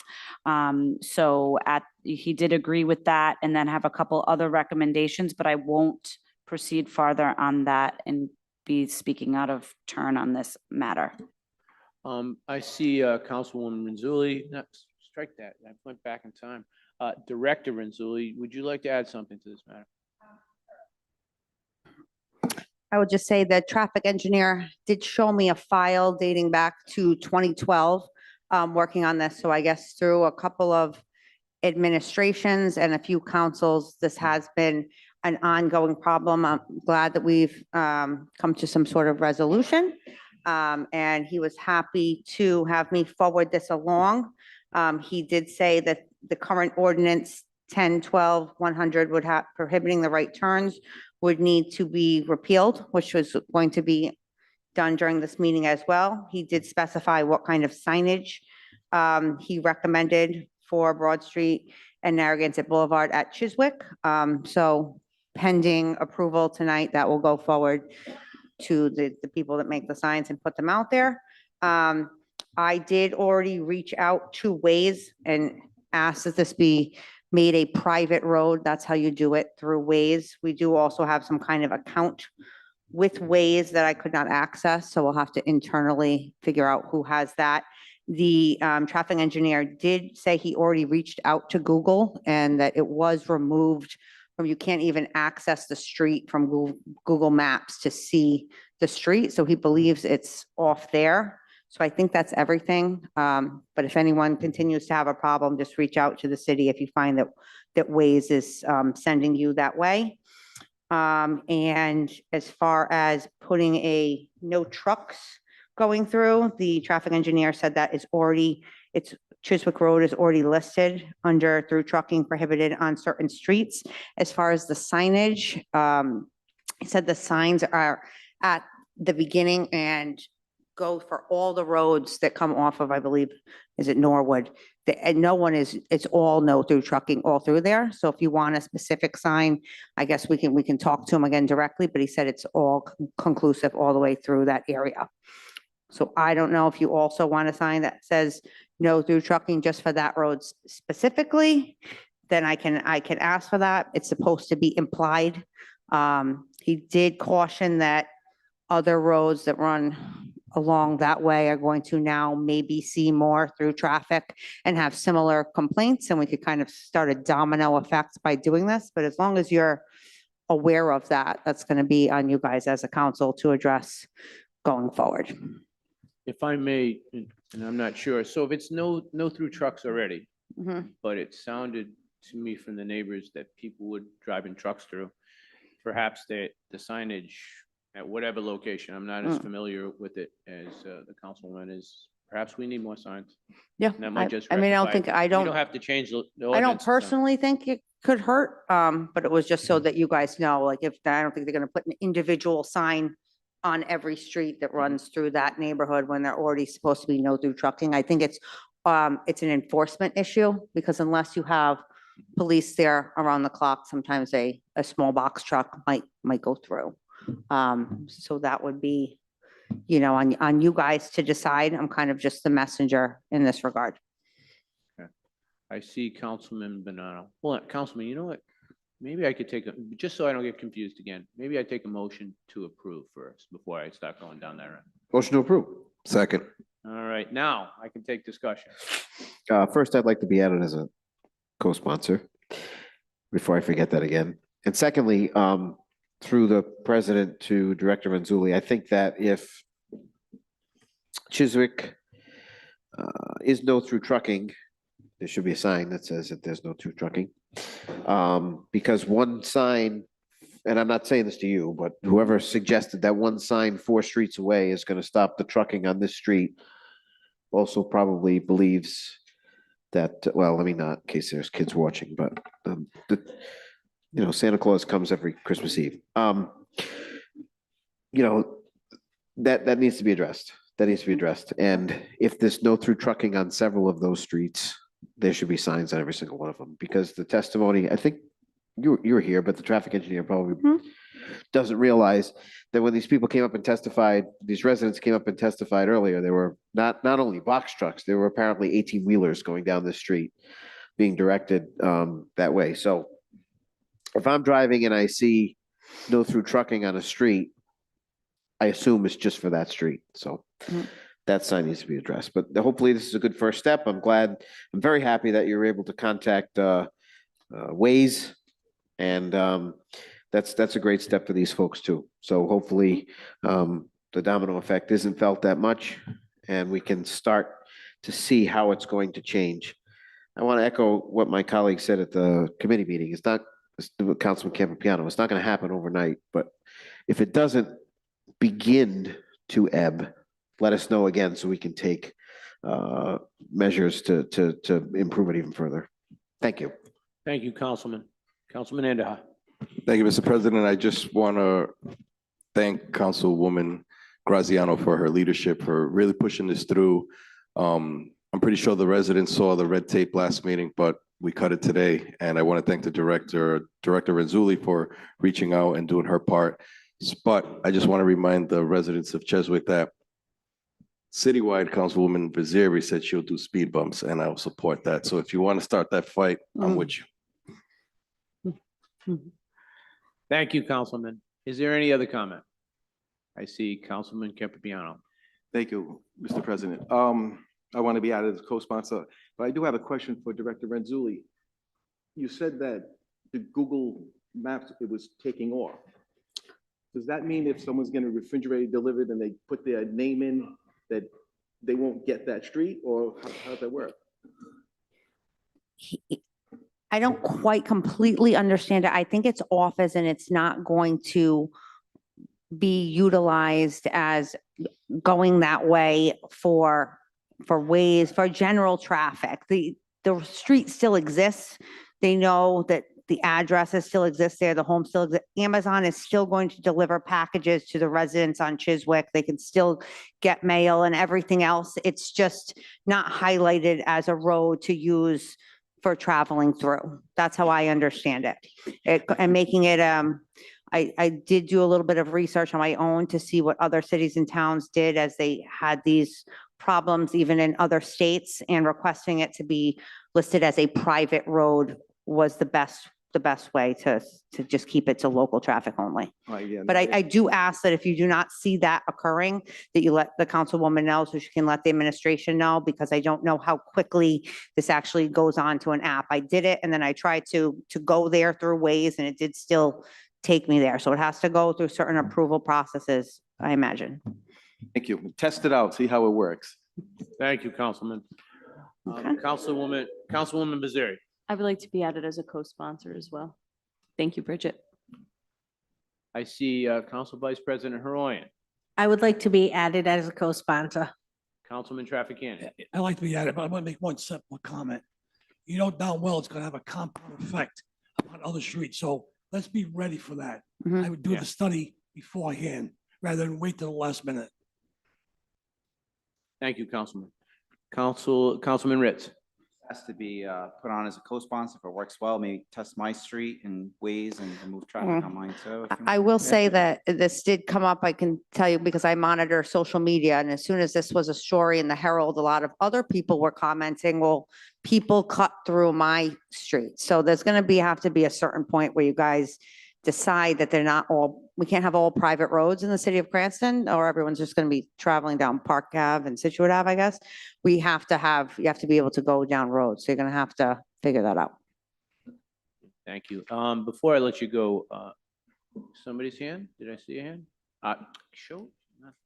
Councilwoman Graziano. Thank you, Council President. I'll just say I did field some of those calls and they understood it better when I verbally explained the entire situation. So I did curtail a bunch of those. Thank you, Councilwoman. I will, if it's okay, I'll be added as a co-sponsor as well. And I do want to give credit to you, Director Renzulli. When I left the other night, I was highly frustrated with the efforts of the traffic engineer and the red tape that wasn't cut through. And I'm pleased you were able to cut through it in a timely fashion. And it seems just in time, because if we are going to have more people calling and, availing themselves, I guess the traffic engineer is going to have to be a little quicker. Well, I will, thank you, Council President. I will say that the traffic engineer was prepared with all this information, and I did sit with him for a long time. He's very knowledgeable about this type of thing. So I think having an intermediary, which would be me and my job that didn't exist before, will hopefully help going forward. But he was very easy to speak to. He had a lot of information. He had a whole file. He knows what he's doing. So I hope that we'll be able to utilize him and his reports more effectively going forward. And I appreciate it. It's good he's able to share it with the members of the council now. Thank you. Thank you. Any further discussion? There being none, I have a motion. I have a second. Clerk, please call the roll. Councilwoman Graziano? Yes. Councilman Andujar? Yes. Councilman Ritz? Yes. Councilman Trafficante? Yes. Councilwoman Vaziri? Yes. Councilman Campiano? Yes. Councilman Banano? Yes. Council Vice President Haroyan? Yes. Council President Wall? Yes. Thank you, Mr. Chairman. Mr. President. As I am reporting out of the ordinance committee, I just want to make a note that for ordinance 12-2502, the ordinance that's entitled zoning, Council Vice President Haroyan was absent from the chamber, so I just wanted to put that on the record. Moving up, Mr. President, may she speak? I would just like it to go on the record that for 12-25-2, I was recused from that vote out of abundance of caution. I am employed for the state of Rhode Island for a Joint Committee on Legislative Services, but I am physically in the speaker's office, and Speaker Shikatri was the attorney for that. I don't think it would have made a difference in my vote, but out of abundance of caution for the public eye, I was recused for that, and a form has been submitted to the clerk. She will submit it to ethics. I will also submit one, just so everyone is aware of that. Fair enough. Thank you.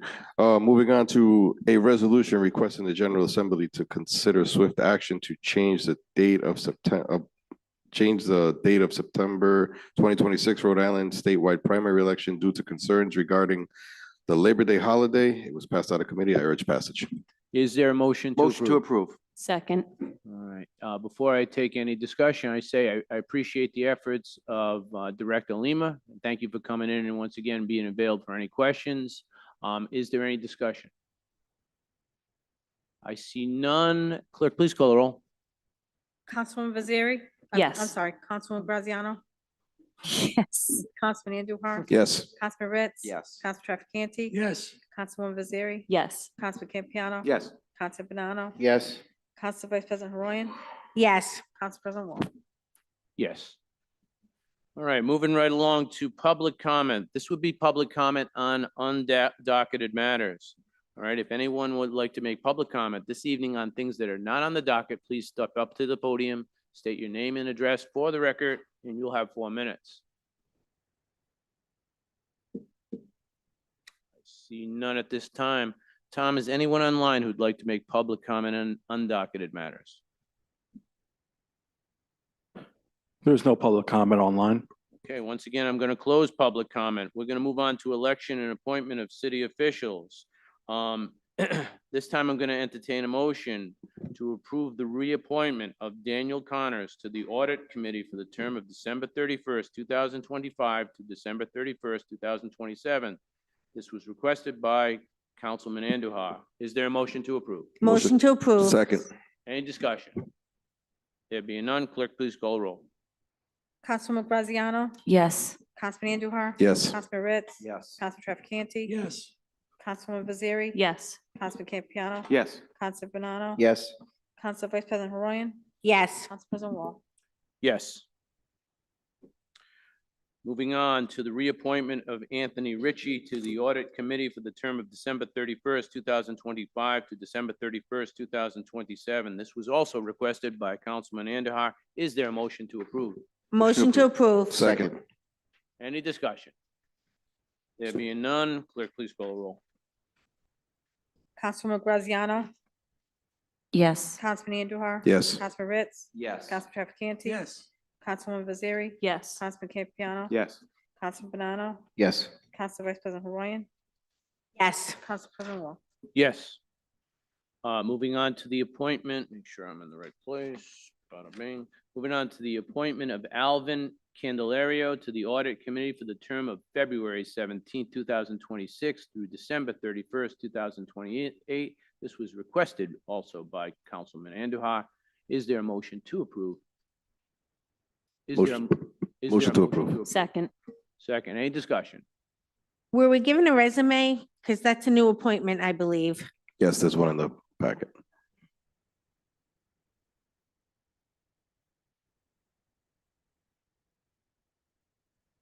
Any other discussion? Councilman. Mr. President, I'd like to thank the two reappointments, and I'd also like to thank Mr. Candelario for stepping up and joining this committee. So it's great to see people wanting to be involved. I would agree. Any other discussion? There being none, clerk, please call the roll. Councilwoman Graziano? Yes. Councilman Andujar? Yes. Councilman Ritz? Yes. Councilman Trafficante? Yes. Councilwoman Vaziri? Yes. Councilman Campiano? Yes. Council Banano? Yes. Council Vice President Ryan? Yes. Council President Wall? Yes. Moving on to the reappointment of Justin McCarthy as the alternate number 4 to the Zoning Board of Review for a term of January 28, 2026 through January 28, 2027. This was requested by myself. Is there a motion to approve? Motion to approve. Second. Any discussion? There being none, clerk, please call the roll. Councilwoman Graziano? Yes. Councilman Andujar? Yes. Councilman Ritz? Yes. Council Trafficante? Yes. Councilwoman Fazzari? Yes. Councilman Campiano? Yes. Council Banano? Yes. Council Vice President Ryan? Council President Wall? Yes.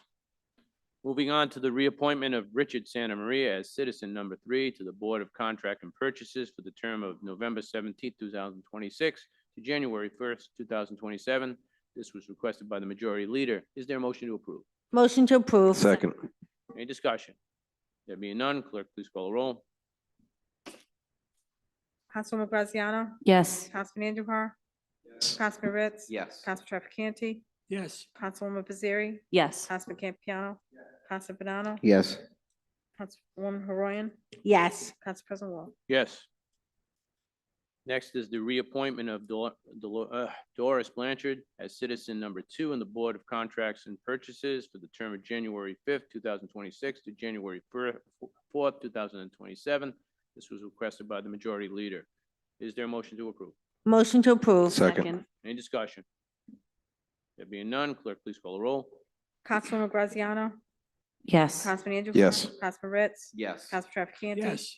Councilwoman Fazzari? Yes. Councilman Campiano? Councilman Banano? Yes. Council Vice President Ryan? Yes. Council President Wall? Yes. Next, we're moving on to the reappointment of Anne Marie Mancarone Esquire as citizen number 1 in the Board of Contracts and Purchases for the term of January 5th, 2026 through January 4th, 2027. This was requested by myself. Is there a motion to approve? Motion to approve. Second. Any discussion? There being none, clerk, please roll the roll. Councilwoman Graziano? Yes. Councilman Andujar? Yes. Councilman Ritz? Council Trafficante? Yes. Councilwoman Fazzari? Yes. Councilman Campiano? Council Banano? Yes. Council Vice President Ryan? Yes. Council President Wall? Yes. Okay, moving on, there are no reports from city officers. The executive communication, legal expense report was in your packet. If there's nothing particularly specific, I know if you have any questions, someone from the administration certainly will answer to it. If not, we'll move on to my discussion, council communications. Under council communications, the first item I have is the De La Comunidad Charter School and the legal complaint. Last week, or on the date, actually, looking at the date it was filed.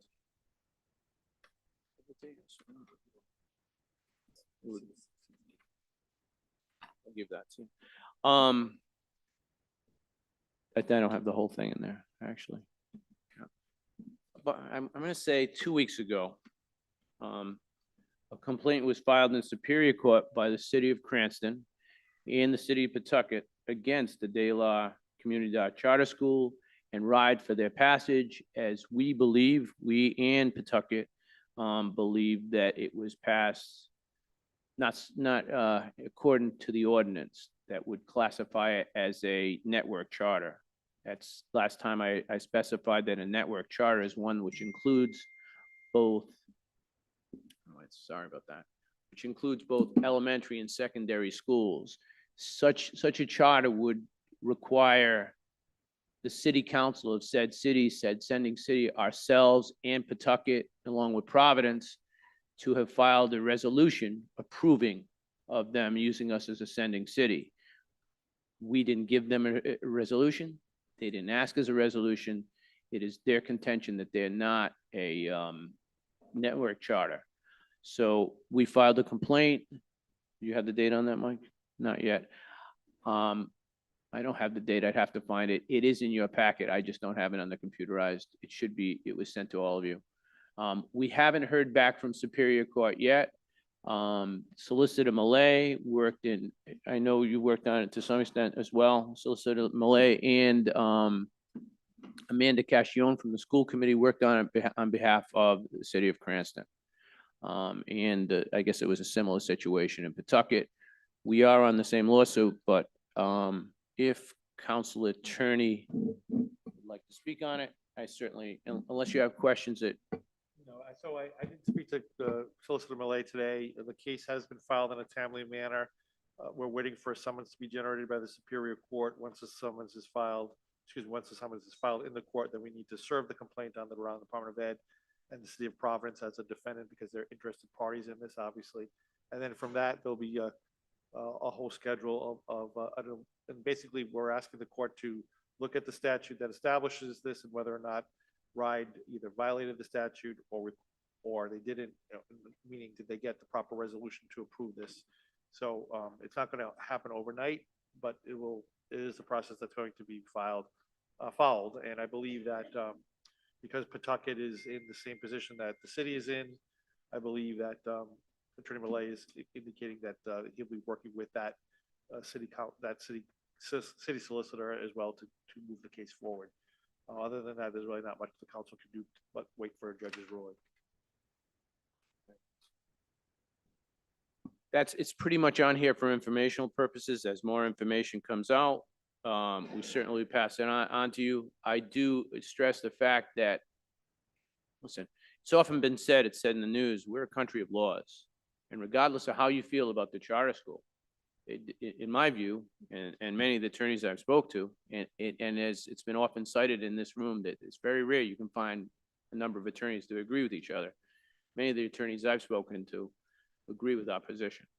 And this position, if it holds, will save our city, when it comes to fruition, annually, $2 million each year, until that charter school decides it wants to expand itself, and then it'll cost us more than $2 million a year.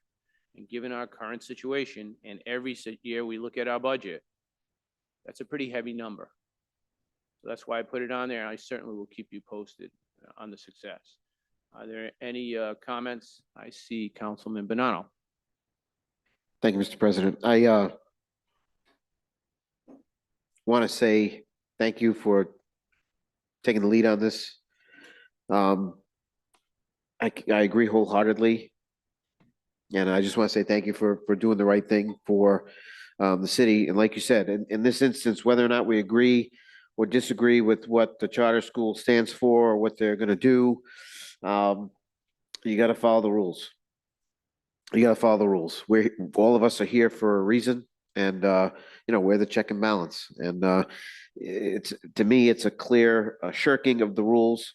And thanks for pointing it out, and thanks for taking the lead on this because, not only is it a slap to our face or Pawtucket's face, it just basically they say, well, we don't need the city council's approval. Well, yeah, you do. Either one of those cities. So, and notwithstanding the financial aspect of it, even if that wasn't a part of it, I would still feel the exact same way. So I just want to say thank you, and I hope this goes well for us. Thank you, Councilman. Any other comments? See, Councilman Trafficani? What bothers me, this is not like the Department of Education, or I should say RIDE, overlooking the rules set in place for charters. I know when we had a charter in Cranston, we established a charter in Cranston back in 2002. We had to get approval by the school committee, approval by the city council. Even the mayor had to give his approval. We had to get approval by the Cranston Teachers Alliance. So it is a procedure to follow. I'm just disappointed that RIDE allowed that to slip. As am I, Councilman. We've gone through a lot of these situations where there were times when mayors or school committees were in favor. I'm still waiting on Providence, and Providence did not give a resolution of approval either, but they did not join on our complaint to Superior Court. I have reached out to Providence. I've actually spoke to the president, not of the council, but the president of the school board this afternoon. And he was very surprised that the council hadn't filed a complaint, because Providence is also in precarious financial situation, I might add. So yeah, I would agree with you. I saw Councilwoman Bazaria's hand up. Yeah, opening up this charter school would result in about like a $4.8 million loss to our district. And then you said an additional 2 million. And as a public school graduate, I really think that we need to invest in our public schools. Thank you, Councilwoman. Any other comments? Okay, that's all I have on that matter. My next item was the discussion on the receipt of a correspondence dated February 5th from the Auditor General concerning the City of Cranston FYI 2025 audit report in the municipal and school deficits. I put it on because I'll be honest, I think we should have a discussion going forward. I mean, obviously, this has been in the press. This letter from the Auditor General, which was included in your packet, seemed to have been sent to just about everybody in the state, outside of us as well.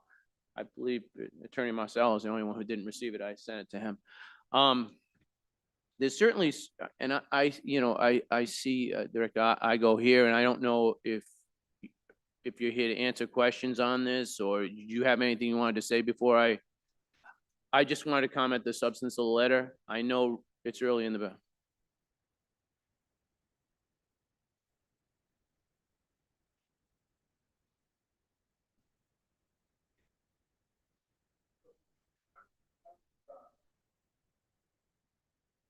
Yeah, press it. Thank you. Sorry, I was informed this morning that Director Zadelis was out sick, so Director Moretti asked me to attend in his stead.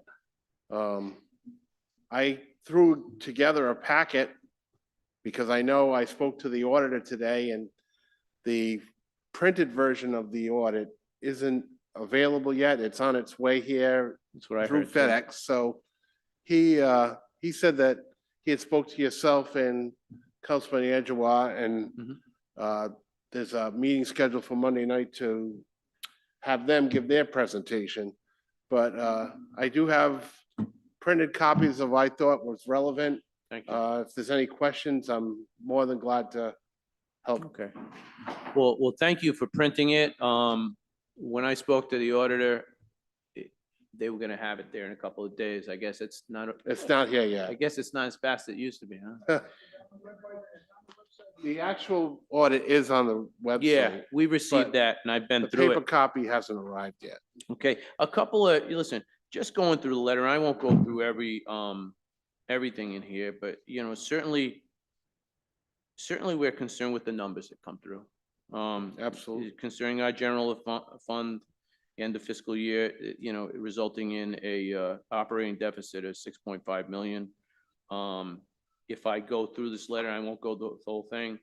The school's unrestricted fund, a deficit of 3.9 million. I see that, and I'm sure everybody in the room, this is not a finger pointing moment.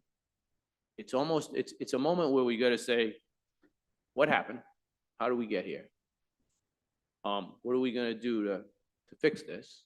And what are we going to do going forward so it doesn't happen again? And I'm sure that's the position of the administration as well. But I think we may have to look at some of these things as well. I also go on to the second page and it discusses the Rhode Island General Law 45-12-22.2. The city and the school department, it says, did not submit a completed budget to the actual report during the fiscal year 2025. Is there any?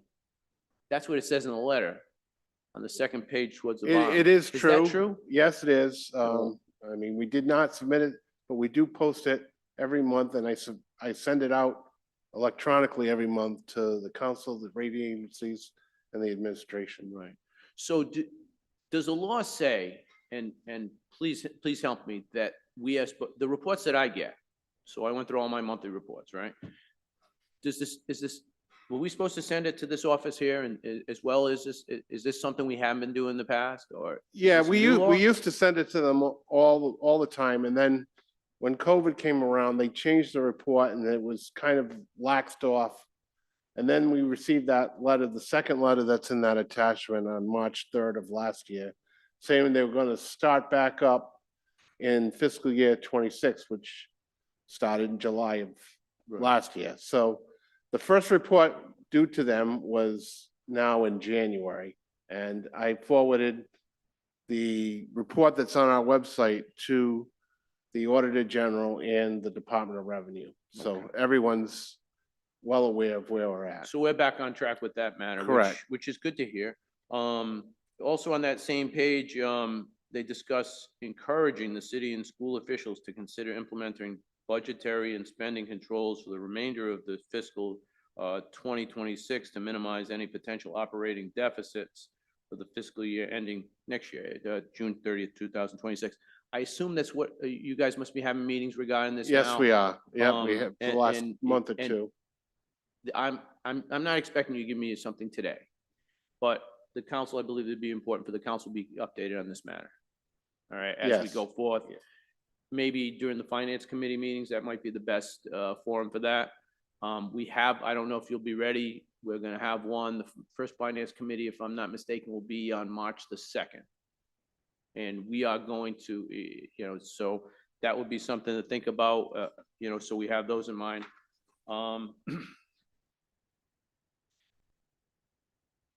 So they requested, you guys did have a meeting on the 28th of January. Can you tell us? I know the school department and the city had a meeting. Can you tell us any of the substance of that? Yeah, basically, it's surmised in the letter there. It was a conference call with the Auditor General, the Department of Revenue, the school department, and the city administration. And once the Auditor General had received our audit report for last year, the year that ended June 30th, 25, which was in January, he got the report. And he noticed the big deficit. That's when he called the meeting together. All right. I'm gonna say we probably add this to the finance committee meeting, if that's okay with the chairman of finance. That's probably the proper area, but it's not beyond having the full council hearing as well. It may from time to time, and I'm sorry you found out about so late. I apologize. I'm gonna open the floor if anybody has any questions for Mr. Igo. I see Councilman Andujar. Thank you, Mr. President. I mean, I'm very concerned with this letter. Even on page 2, where it says structural deficit in the school system. So, I mean, do we call for a performance audit? What do we do with this? Because I've worked with receiverships when I was the chief of staff in Central Falls, and the last thing we want to do is get to that point. So my question to you, maybe you can't answer it, but do we call on such thing? I have faith in the school department, but I think we need to be seated at the table to see what's going on over there. So Councilman, can I just interrupt that? So the agenda item, and I think it's a legitimate question, but the agenda item is really just a discussion about the letter. Now we're kind of delving into getting to remedies. So. I just said it for the record. I appreciate that. I just don't want to follow the open meeting law. I know this is an important topic. I know that you're holding a meeting with the finance committee where the auditors are going to be presenting their report, I think at the next council meeting. So those are kind of questions that you could ask them at that point, but I think it's a little unfair and frankly, maybe a little bit off the topic to ask those kind of It questions. wouldn't be right the now. first time I do that, I so, know, but I right. did pivot. But I'm here to in. keep you in I line. did pivot in though. All right, appreciate it. Thank you. Councilman, do you have anything else? That's it. I already said what I needed to. Okay. Do you want me to say it again? Not, it won't be necessary. It's on the record. I see Councilman Ritz. Of course, with the letter, I had questions too, and I'll wait till the appropriate time to ask them. But I think just as you mentioned, Council President, it's a time we all work together to find a path forward and get our hands around this too. So I look forward to working on it with everyone together. Thank you. Councilman Trafficani. But I just want to clarify what you said earlier. You said something about you reported to the administration. And how often did you do that? Monthly, Monthly. correct. So they have monthly reports on the finances of the city of Cranston during that period of time. The Department of Revenue or the Auditor General did not. It's posted on our website, but we did not send them to them. I'm trying to say is though the administration knew or did not know that our finances were basically in trouble throughout that particular year. Director, you'd like to answer that? Yeah, I'm the administration. I recognize you. Yes, the monthly reporting, Mr. Igo, controller sends out to members of the administration, every member of the city council, your council auditor, and others. So yes, everyone had all those financial statements in front of them that they could have monitored and spoke up. So yes, the administration, along with everyone else, what happened, the administration delegated the finance director to monitor the results and apprise us appropriately. And he self-admitted that during the period of negotiations of 3 contracts, that he took his eye off the ball and didn't report it upstairs. But again, as everyone here had the same thing that everybody else had. And as we said, everybody in this room, basically this side of the rails. Could you repeat that last part? Everyone, the reports Mr. Igo speaking about, Yeah. when he says they would get provided to the administration, they were provided to each of the council people, your auditor, other members in the city, I believe, department heads. So everyone had the same information available that the administration has on a monthly basis. So It you don't have continues any- to have. The monthly, just basically your forms are the same monthly reports that I get. You see what we approximately. see, correct? That's what you're saying. That's why I couldn't. But we haven't, I was saying, administration relied on the finance director to report to the administration. He was delegated to do that. Yeah, well, yeah, it makes sense. But what was the other part you said about contract? You say, If he would say yes. He was, I use the word distracted, but during a period of going back actually 2 years ago, negotiate fiscal 25, just make sure I'm saying reporting the end results. Yeah. Actually, a year ago, that, it was focusing on contracts and aiding a lot in that process. Again, I use the word, I don't want to say the word excuse, but reason, where he self-admitted that you should have done a better job, keep an eye on things just to inform everyone earlier. And maybe we could have changed the course a bit. But I just want to also mention that whatever reports the administration had, Mr. Igo provides those monthly and historically. Now, this isn't new. It's been since the beginning of time that everyone gets copies of the monthly reports. I know I was always gonna. Yeah. Thank you, Director. No, okay. Councilwoman. And maybe this, I don't know, I'm sorry. The financial director was involved in contract negotiation, took his eye off our finances. We're not looking to point eyes, we're looking to come up with a solution and all work together. The question, I believe, was when were you made aware, or when did he realize we were in a problem? I realized it in August of last year that I saw a deficit coming. And since then, we were, began to give thought process, and now we're very deep into resolution. I just want to mention the auditor's phone call and letter. It's not extraordinary that happens. It's extraordinary when community municipalities are reporting, in this case, a fairly substantial deficit. So they're doing their job to follow up with the municipalities. And again, it's both on and unfortunately, it's on the city side and on the school side that requires remedy. I describe this as a pothole. It's not a disaster. We're not talking bankruptcy by any stretch. We're very solvent. And the mayor wants to get this resolved in short order, basically within the next budget cycle, to be able to, to get past this, to fill a pothole, let's say that. Yeah, and I think it's doable, but I have to say it's going to be prepared. It's going to come with pretty probably harsh measures, and it's going to be digging deep, and probably affecting both sides of Park Avenue here. So no, it won't be a pleasant process, but it's a process that it can be resolved, will be resolved, and we'll do it in short order. But there'll be some pain. But we've been through this before. So Any other questions, Councilwoman? All right, you still have the floor. I don't know if this is allowed, it's about the audit, but has there been a freeze on personnel being hired since this letter came out? Not essential personnel. Get it in there fast. I think, these are all legitimate questions. Hold them to a- The letter does mention, immediate steps to be taken. I think that's a fair question based upon the letter, but let's not get too far afield. We have a scheduled meeting where these are all legitimate questions. I'm sure you're going to look at the paperwork that's going to be submitted to you tonight, the audit, the paper audit, but these are all legitimate questions. I just don't want to get too far afield. I think the purpose of the council president of putting this letter on is to make it public, to make sure that the council was aware of it. We went through the numbers. I don't think anyone's disputing the numbers that are there. And then I think the next legitimate question is how is the city going to handle it? What is the administration going to do to get those numbers back to where they need to get? But I think we're just getting a little far afield on that. And you did ask a question that was based on the letter. I would have objected because he answered a little more too quickly. So I was a little asleep at the switch.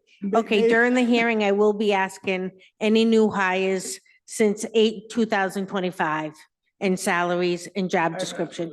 And we'll do it at that time, not now. I We're not going to play any more games at the meeting. All right, so There's one thing you don't have to answer. There's one thing I think I can offer that might be helpful relating to that letter. The Auditor General suggested, and we would anticipate that, to come up with remedy, and to make sure that we're tracking correctly. And a plan is being very much developed tactically as we speak. It'll be out soon. And it's a tactful plan, and I think I can ask this question. It's also in, cooperation with the school department as well. Is that also the case, or Yeah, are you working in obviously. separate? Yeah, Mr. Balducci and the superintendent is certainly aware they participate in the meetings, and it's gonna go deep. But obviously, we have to respect their side, that they control their side of the budget. So we can't, not dictate, we'll be looking to them to see what they could do on their side too. Thank you. Any other questions? I see Councilman Bonanno, and then I'm going to take Councilman Andujar. Thank you, Mr. President. Director, first of all, thank you for coming and addressing this. I just have one question with respect to what the letter said. Because it seems like, to me, reading it, there's a conflict in the two letters that we received. The one that we all got very recently, last week or whatever it was, that's dated February 5th, and then one that was dated March 3rd of 2025.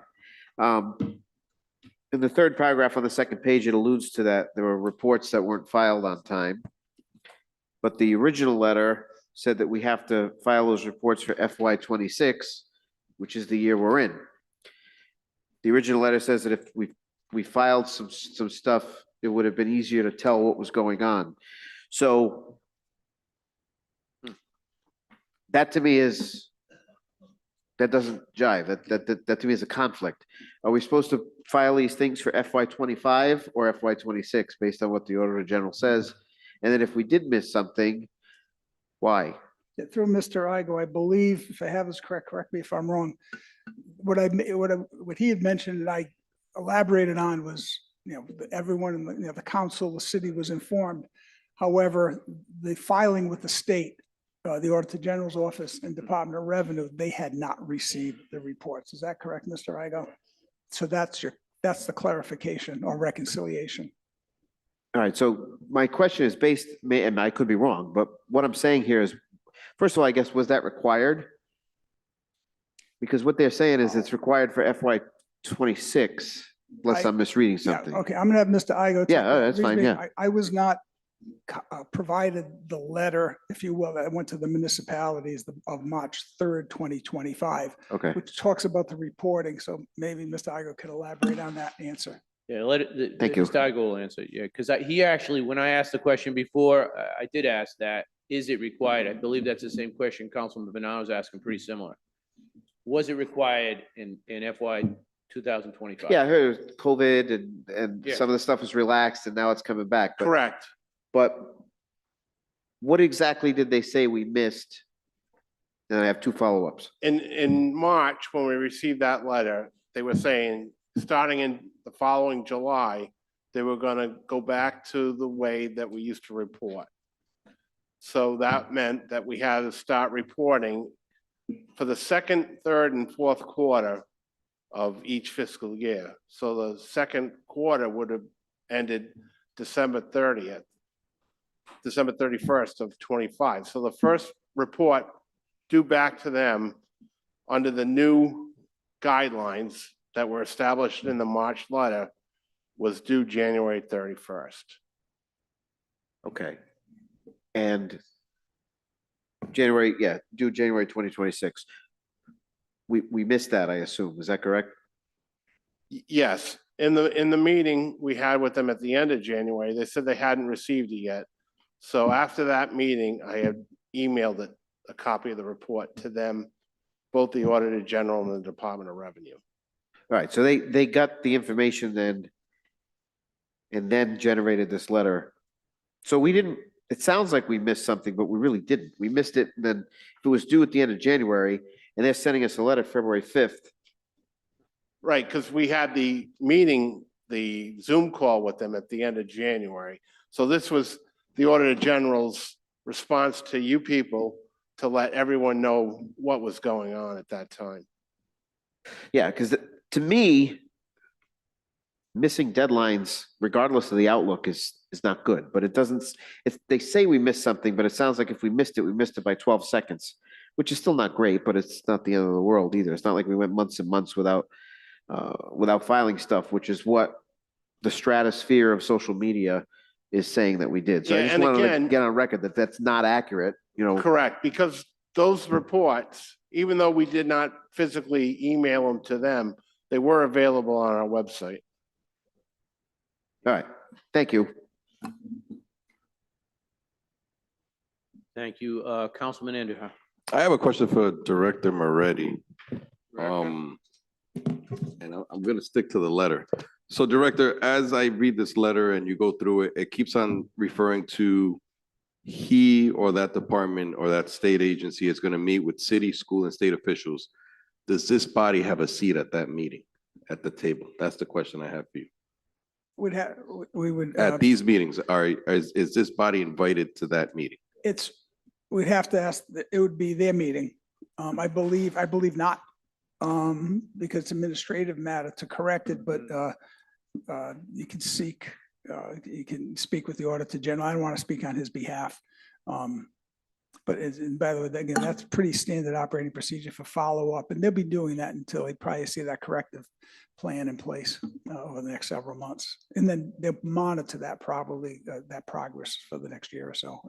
So will you give us the report from the meetings if we're not invited? Because as you know, we all get phone calls. Yeah, we're happy to tell you what happened. I'm not sure if there'll be a report from the meeting. I anticipate the next meeting is going to be sometime in early to mid-March, and I'm not sure what's going to come of it at that point. Yeah, I could tell you the answer is going to be April 1st in the mayor's budget. I could tell you that. Prior to that, I'm not sure at what stage we're going to be at in terms of enacting anything or not. And right now, it's a work in process. Thank you. But in terms of, be happy to download whatever knowledge we glean from those discussions. Thank you, Councilman. Councilman Trafficant. I directed to the chairman of the Finance Committee.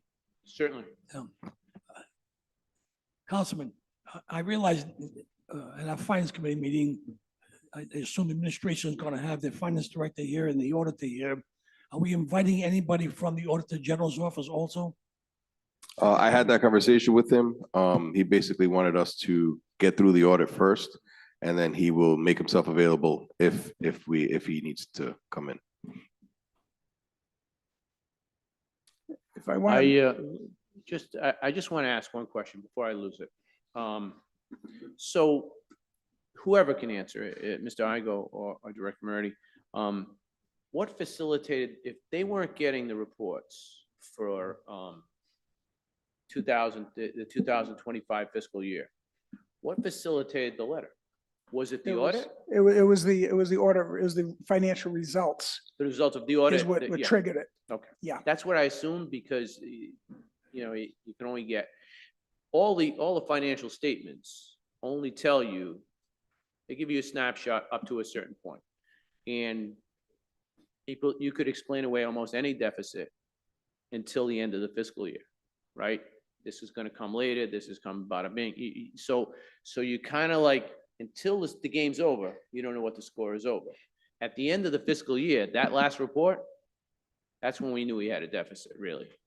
We knew we were trending in a certain way, but like you had, I mean, you're a financial minister, you knew that they were based on assumptions, you were expecting certain assumptions to come to fruition and some didn't. Mhm. But at the end of the fiscal year, that last report for the June report that it finishes up your year, that's the one that tells you where you stand really, Mhm. right? That's correct. And that's the one. I didn't know if they had received that or they had a policy that you had to give them an end of the year statement at that point. No, just to mention the reporting, year-end reporting, is the auditors required by law to receive the audited results. But with the audited results of the financial statements and the audit report. The city was prepared to submit it as for December 31st. But with one of the elements that goes into the consolidated report for the city is the AES school. And we needed that. So what happened is that was the only item outstanding.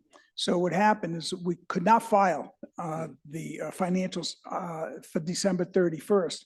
So knowing that the AES school audit is not completed, the finance director received approval to I'll say late or to grant or to get grant an extension for submitting the consolidated financials. And that's when they were submitted sometime about the 3rd to 4th week in January in accordance with that extension. It was that extension a few days later, once they received those financials, that's what triggered the Auditor General phone call initially. Yeah, and just so you know, to put it in perspective, the Auditor General is going to monitor. You know, he's not running the show, if you will. It's a kind of big brother's looking out to make, to ensure that, we're on the right path. And, but it's up to the city and, city / encompassing the city and the schools to put ourselves, to patch up what needs to be patched up. So we know, if you will, what to do. We're going to do it. But certainly working with them, welcome them if they have any suggestions. But I don't think they're going to be coming up with innovative ideas for us unless we're not doing, he doesn't think we're making progress. I think I'm feeling good that we're going to be making progress. And I came from, I worked with Dave Bergantino in the Auditor General's office before I came with the city. So I'm pretty familiar with what to expect. So perhaps that leads right into my other question.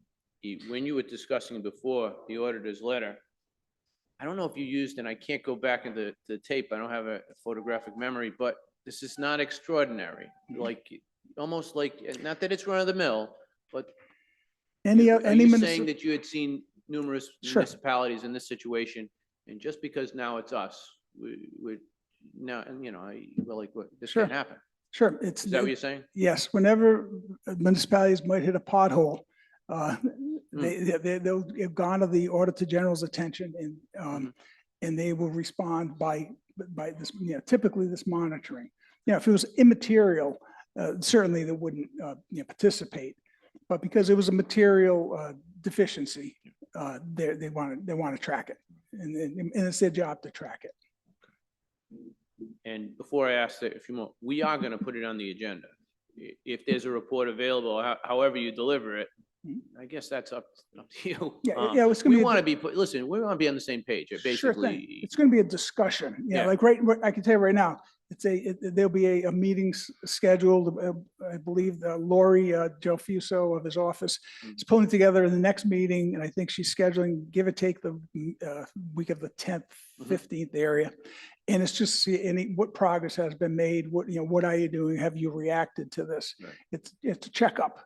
We're going to be getting, instead of having your annual physical, you're going to have quarterly quarterly or periodic checkups. Fair enough. But we'll have, that will be a discussion, not necessarily a report, but a discussion amongst the Auditor General, Department of Revenue, the school side and the city side. Thank you. Any further questions? I see Councilman Ritz way I over guess, there. point of clarification. So just as Councilman Andujar said, we do get questioned about this a lot. So at the finance meeting, we'll start to hear more about the plan moving forward. Is that what you're expecting? Yeah, I'm not, again, it might be a work in process at the time because we anticipate having pretty significant initiatives. Some of those initiatives have to be planned out properly. So whatever we can share at that time, perhaps executive session, we might be able to even share more, but more than happy to work with you folks to pull this together. But yeah, we may prefer executive session if it comes down to personnel issues in particular. We appreciate that. Yeah, we can do that. Any other members of the council have questions? If not, I want to thank Director Moretti and Mr. Igo for coming in and giving us the information. And I guess we'll be seeing each other more frequently than we initially intended. I'm going to move right on. I see council member communications. I see first, I'm going to take Councilman Andujar, the status of the auditor presenting the audit to the council. Thank you, Councilman Mr. President. When I first put this on the agenda, I did not have the audit, but over that weekend, I did receive the audit, and I just want to let the public know that there will be a special council meeting on February 23rd at 7 p.m. where the auditor will come in and share his findings. So that will be here in the council chambers. 7 p.m. I believe it's up to the clerk and the president, but I believe it's February 23rd at 7 p.m. Special council meeting with the auditor coming in and I think we have 6:30. 6:30, unless we have a special licensing meeting. Thank you. And at that point, we hope to have, and I appreciate Mr. Igo bringing in the copied versions. I think we should have the binder. I know a lot of council members are going to want that binder. I'm sure we paid the auditor enough money. Certainly. All right, next up, Councilman Bonanno, update to DOT projects. Thank you, Mr. President. So there's a lot, in case you haven't noticed, and this is something that we deal with on a regular basis. In case you haven't noticed, there's a lot of construction going on in our city. And the questions that I get asked most are about state projects. So I reached out to Director Moretti, who was nice enough to reach out to the Department of Transportation because it was my goal to get Department of Transportation to come in and give a little briefing about the construction, like on 37, on Route 10, what's going on where they're redoing ramps and things like that. I get a lot of complaints about Power Road being closed, being an employee of the Department of Corrections. And correct me if I'm wrong, Director Moretti, you spoke to DOT and they said, we don't go to council meetings. We don't go to public council meetings. So at this point, I think, well, I don't want to take the words out of my mouth. You gave me an answer, so why don't you elucidate what they told you and then we can kind of go from there. They don't go to council meetings. Now, what they do is there's a policy. First of all, thank you to say I was nice enough to do something. No one ever says that I'm nice, just, I appreciate that. It was very quick and we got the right information to move forward and hopefully we get some more information for the public out of what we're trying to do. Sure. I just want to mention what the administration at DOT, and they're wonderful there. They're very cooperative. They have a policy. I mentioned your request, to possibly come forward at a council meeting and present plans. They have a policy that they don't do town hall meetings. They don't do council meetings. But what they do is they're happy to give the administration's presentations or updates.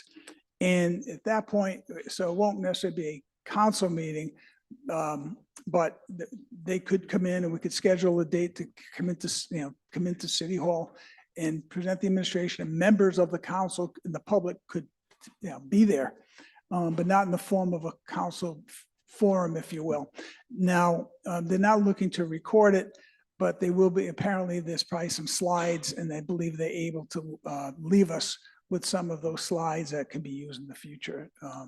So, but they want to cooperate where they can, and they are wonderful, and they'll be available to us sooner than later if we want to kind of pick a date and time. So yeah, we'll be happy to do it, but we just want to my only concern would be open meetings with council members if there's participation, but I'm happy to strike a date that many of you could attend. And then if you want to suggest something, Councilman, then I'll propose it to DOT. All right.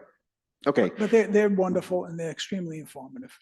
Thank you. So yeah, I know that the public and some of us on this body do have some questions that we'd rather have the most accurate information to give to the public. And so I'll work with you on that and we'll get that scheduled. If we could just keep this on the agenda, if that's all right with the president, and we'll have more information at an upcoming meeting, but. So going forward, I'm just gonna let Rose know, we're gonna keep Councilman Bonanno's communication update on the DOT projects on for the next agenda until further notice. Very good. I'll provide a list of the hot topics to the administration to give to DOT so they're ready.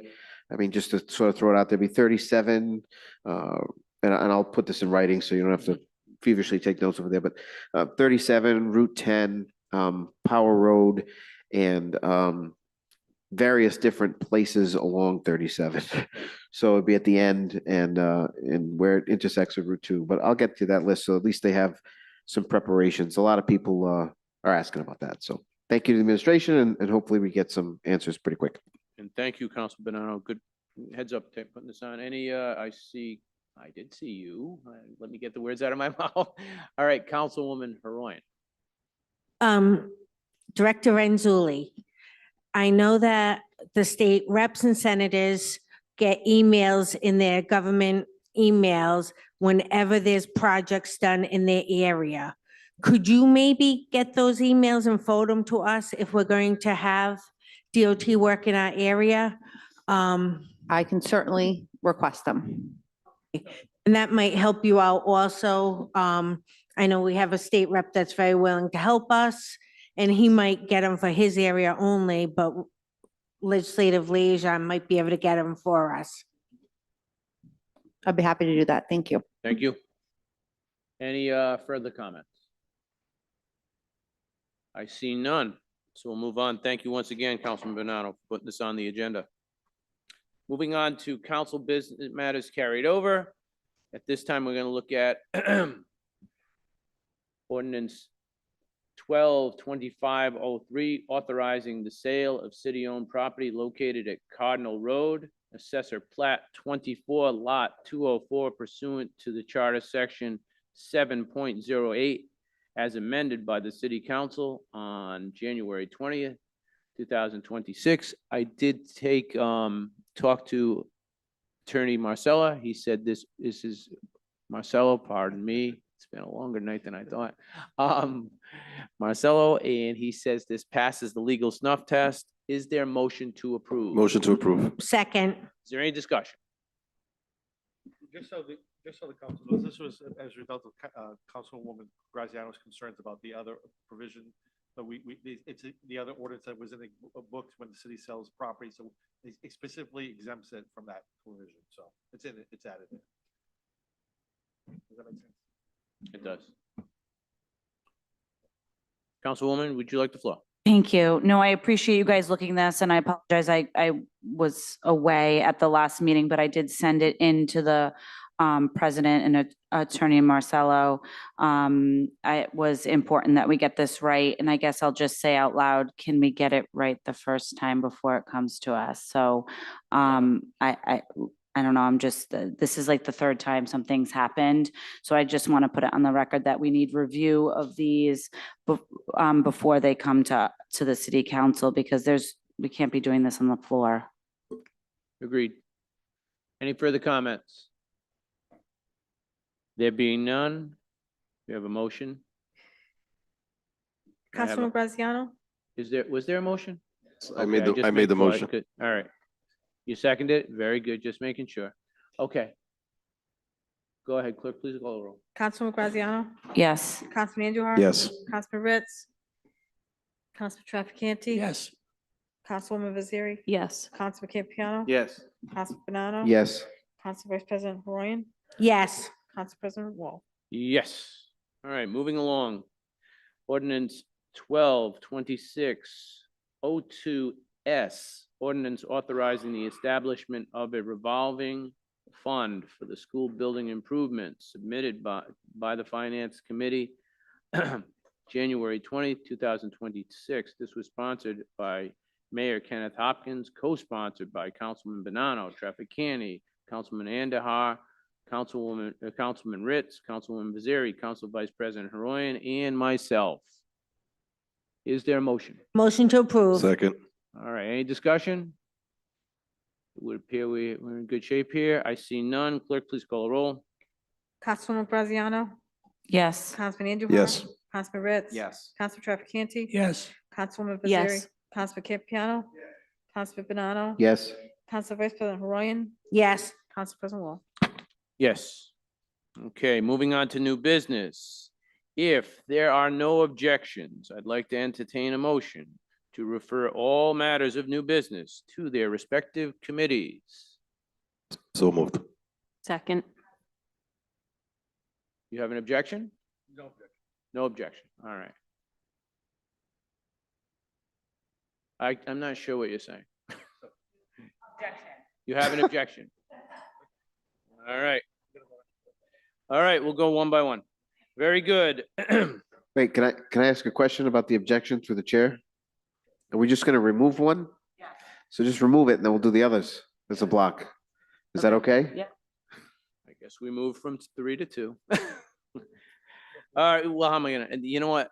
I'm gonna take them all then. We're gonna start with 22601, ordinance in amendment of Title 10, Chapter 32, Section 03 of the City Code of Cranston Ordinances 2005, entitled Multi-Way Stop Intersections Enumerated, sponsored by Councilman Trafficante. Is there a motion to refer this to the ordinance? So committee? moved. Second. Any discussion? There being none, clerk, please call the roll. Councilwoman Graziano? Yes. Councilman Andujar? Yes. Councilman Ritz? Yes. Council Trafficante? Yes. Councilwoman Vaziri? Yes. Councilman Campiano? Council Banano? Yes. Council Vice President Haroyan? Yes. Council President Wall? Yes.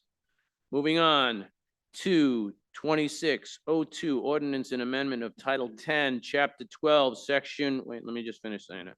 What's the matter? It'll distract me. Go ahead, just do it. Section 100 of the City Cranston Code of Ordinances 2005, entitled Right Turns Prohibited, sponsored by Councilwoman Graziano, referred to the Ordinance Committee on March 4th. Is there a motion to refer it to the Ordinance? So Committee moved, on Mr. March President. 4th? Second. There's a motion. There's a second. Any discussion? There being none, clerk, please call the roll. Councilwoman Graziano? Yes. Councilman Andujar? Yes. Councilman Ritz? Yes. Council Trafficante? Councilwoman Vaziri? Yes. Councilman Campiano? Council Banano? Yes. Council Vice President Haroyan? Yes. Council President Wall? Yes. 2602, ordinance amending Title 10, Chapter 12, we keep bumping. All right, Chapter 12, Section 210 of the City of Cranston Code of Ordinances 2005, entitled Through Trucking Prohibited on Certain Streets, sponsored by Councilwoman Graziano and Councilman Bonanno. Do we have a motion to refer it to the Ordinance Committee on March 4th? Motion to rescind. Before you make that motion, so I just spoke with the clerk. This has already been advertised. So what I would recommend is refer it to committee and we will rescind or withdraw the ordinance at the committee level, but it's already been advertised for a public hearing. So Motion to approve. I take back that motion. So. Motion to refer to committee. Motion to refer. Second. All right, there's a second. Any discussion? We could have done them as a block then. Now we could have, yes. Now you tell me. Anyway. Welcome to Cranston. Anyway, clerk, please call the roll. Councilwoman Graziano? Yes. Councilman Andujar? Yes. Councilman Ritz? Council Trafficante? Yes. Councilwoman Vaziri? Yes. Councilman Campiano? Council Banano, Yes. Council Vice President Haroyan, Yes. Council President Wall.